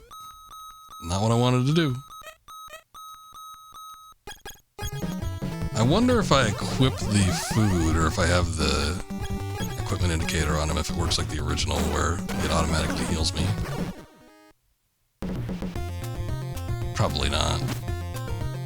Would be a nice thought, though. Anyway, from what I'm seeing of this, I mean, it looks like a fairly competent game. It looks like probably what you would expect from a sequel to the first Metal Gear. Like, it does pretty much everything the same, but maybe it's a little sharper in some regards. It has some nice quality of life features that are a little bit better, but, you know, it doesn't go too far out of the norm. Metal Gear 2, like the real Metal Gear 2 on the MSX compared to MSX Metal Gear is such a huge step up. It's like the amount of mechanics that were added in, like the ability to crawl, and like the noise indicators, different types of floor that you walk on that creates different types of sound, and like the mapping system, character interaction. It's like such a huge step up from 1 to 2. It's like, this would be like what I would consider a regular sort of sequel from one game to the next, but the real Metal Gear 2 is such like a huge step up. It was like above and beyond what you'd expect from a sequel. So good, it got like basically a remake with Metal Gear Solid.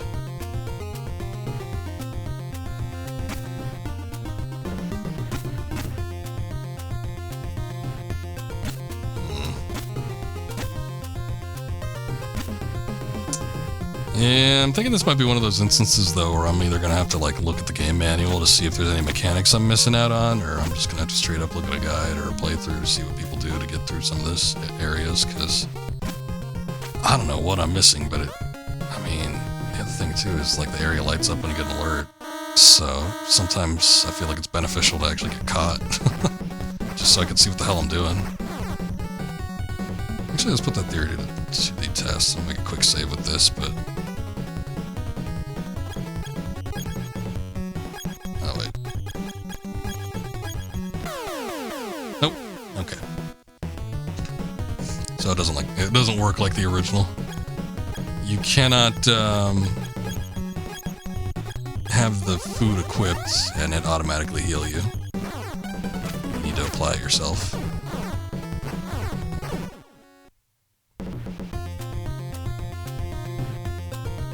There's just a POW here, but nothing else.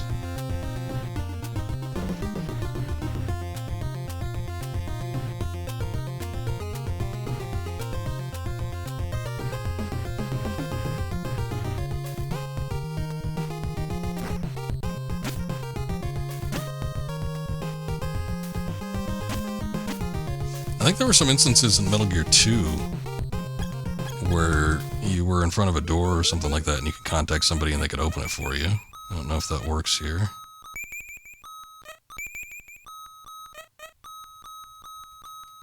I don't know what, like, tune level means? What is that?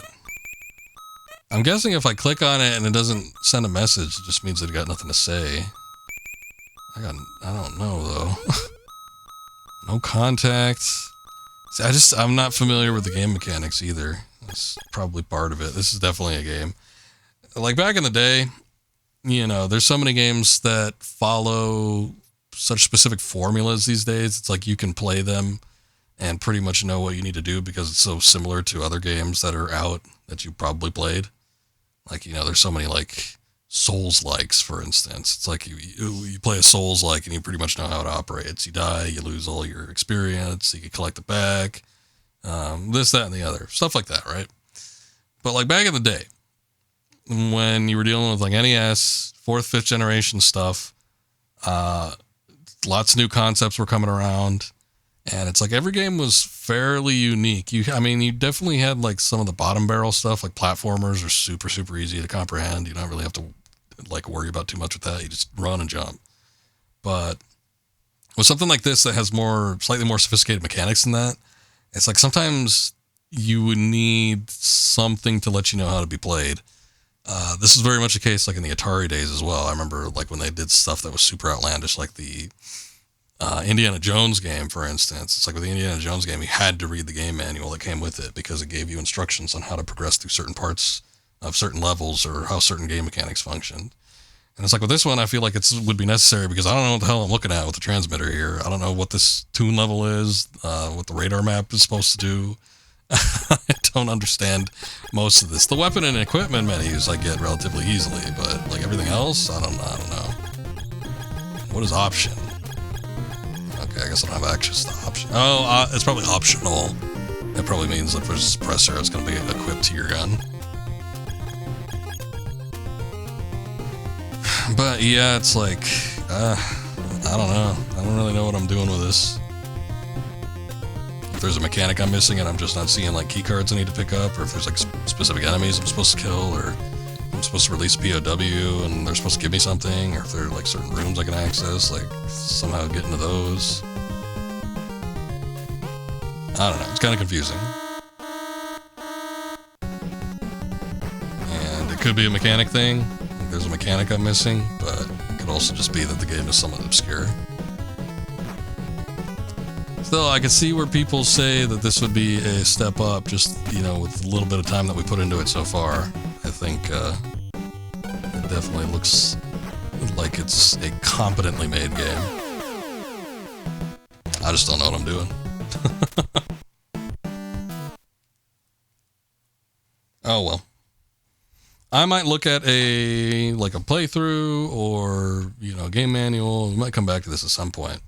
I do like the Metal Gear series so much that even some of the off games that aren't like, you know, made by Kojima himself, I'd be willing to take a look at. And by all accounts, this is a fairly decent game, so I think it would probably be worth checking out again. I need to know what I'm doing beforehand. Oh well. Password systems still work the same? Let's see. Oh yeah, it's even worse because you get little symbols and shit. Rest now. Don't forget the password. Thank you, pilot. PY257.V2 YN6V36RZ2 number LD29. Everybody remember that? Good. Boy, that's at the start of the game too. It's like I barely got anything except for ammunition, a couple rations, and released a couple prisoners. And already the code's as complex as that. I remember we died super early in the playthrough we just did for Metal Gear on the NES, and it's like I picked up like one thing, and it affected the code where it's like most of the numbers were 1 except for like 3. There was like a 2, a 6, and an H in there, but everything else was the number 1. But yeah, it gets super complex the more you go through. And I guess this game must have like a lot of complexity to it, considering that they're using different characters. Every character, I would assume, ticks off a box that would, you know, say whether or not you released this person or you got this particular item or what have you. I don't know. But interesting stuff.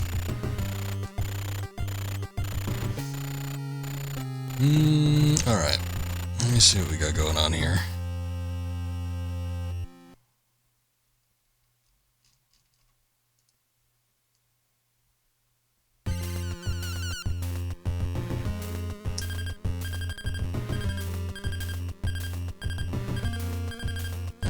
It's relatively late. It's a short-ish kind of stream, but I think we're going to go ahead and call it here. It was fun, though. I enjoyed playing through Metal Gear on the NES. Checking out a little bit of Snake's Revenge. And again, maybe we'll come back to it at some point. But I think it's a little bit too late to start anything else. I did have another game that I was thinking maybe I might start or play if we had a little bit of time, but it's almost 2 a.m. already. I usually don't go much further than like an hour after that, so I think we'll probably call it. Thank you, Zoo, for being in here. I appreciate it. My friend Daler, he is streaming another Metal Gear game. He's doing Twin Snakes, which is one of my least favorite Metal Gear games. In fact, I think it's absolute shite, but he's playing through it for some god-awful reason. Daler's a good guy. He loves the Metal Gear games, though. It's a bit of his shtick, so we'll go ahead and raid him. And yeah, I'll be back tomorrow. We're going to do some Final Fantasy VIII, I think, and then Wednesday we'll come back and do some Dark Souls 2. And then we'll start up a new game the following week.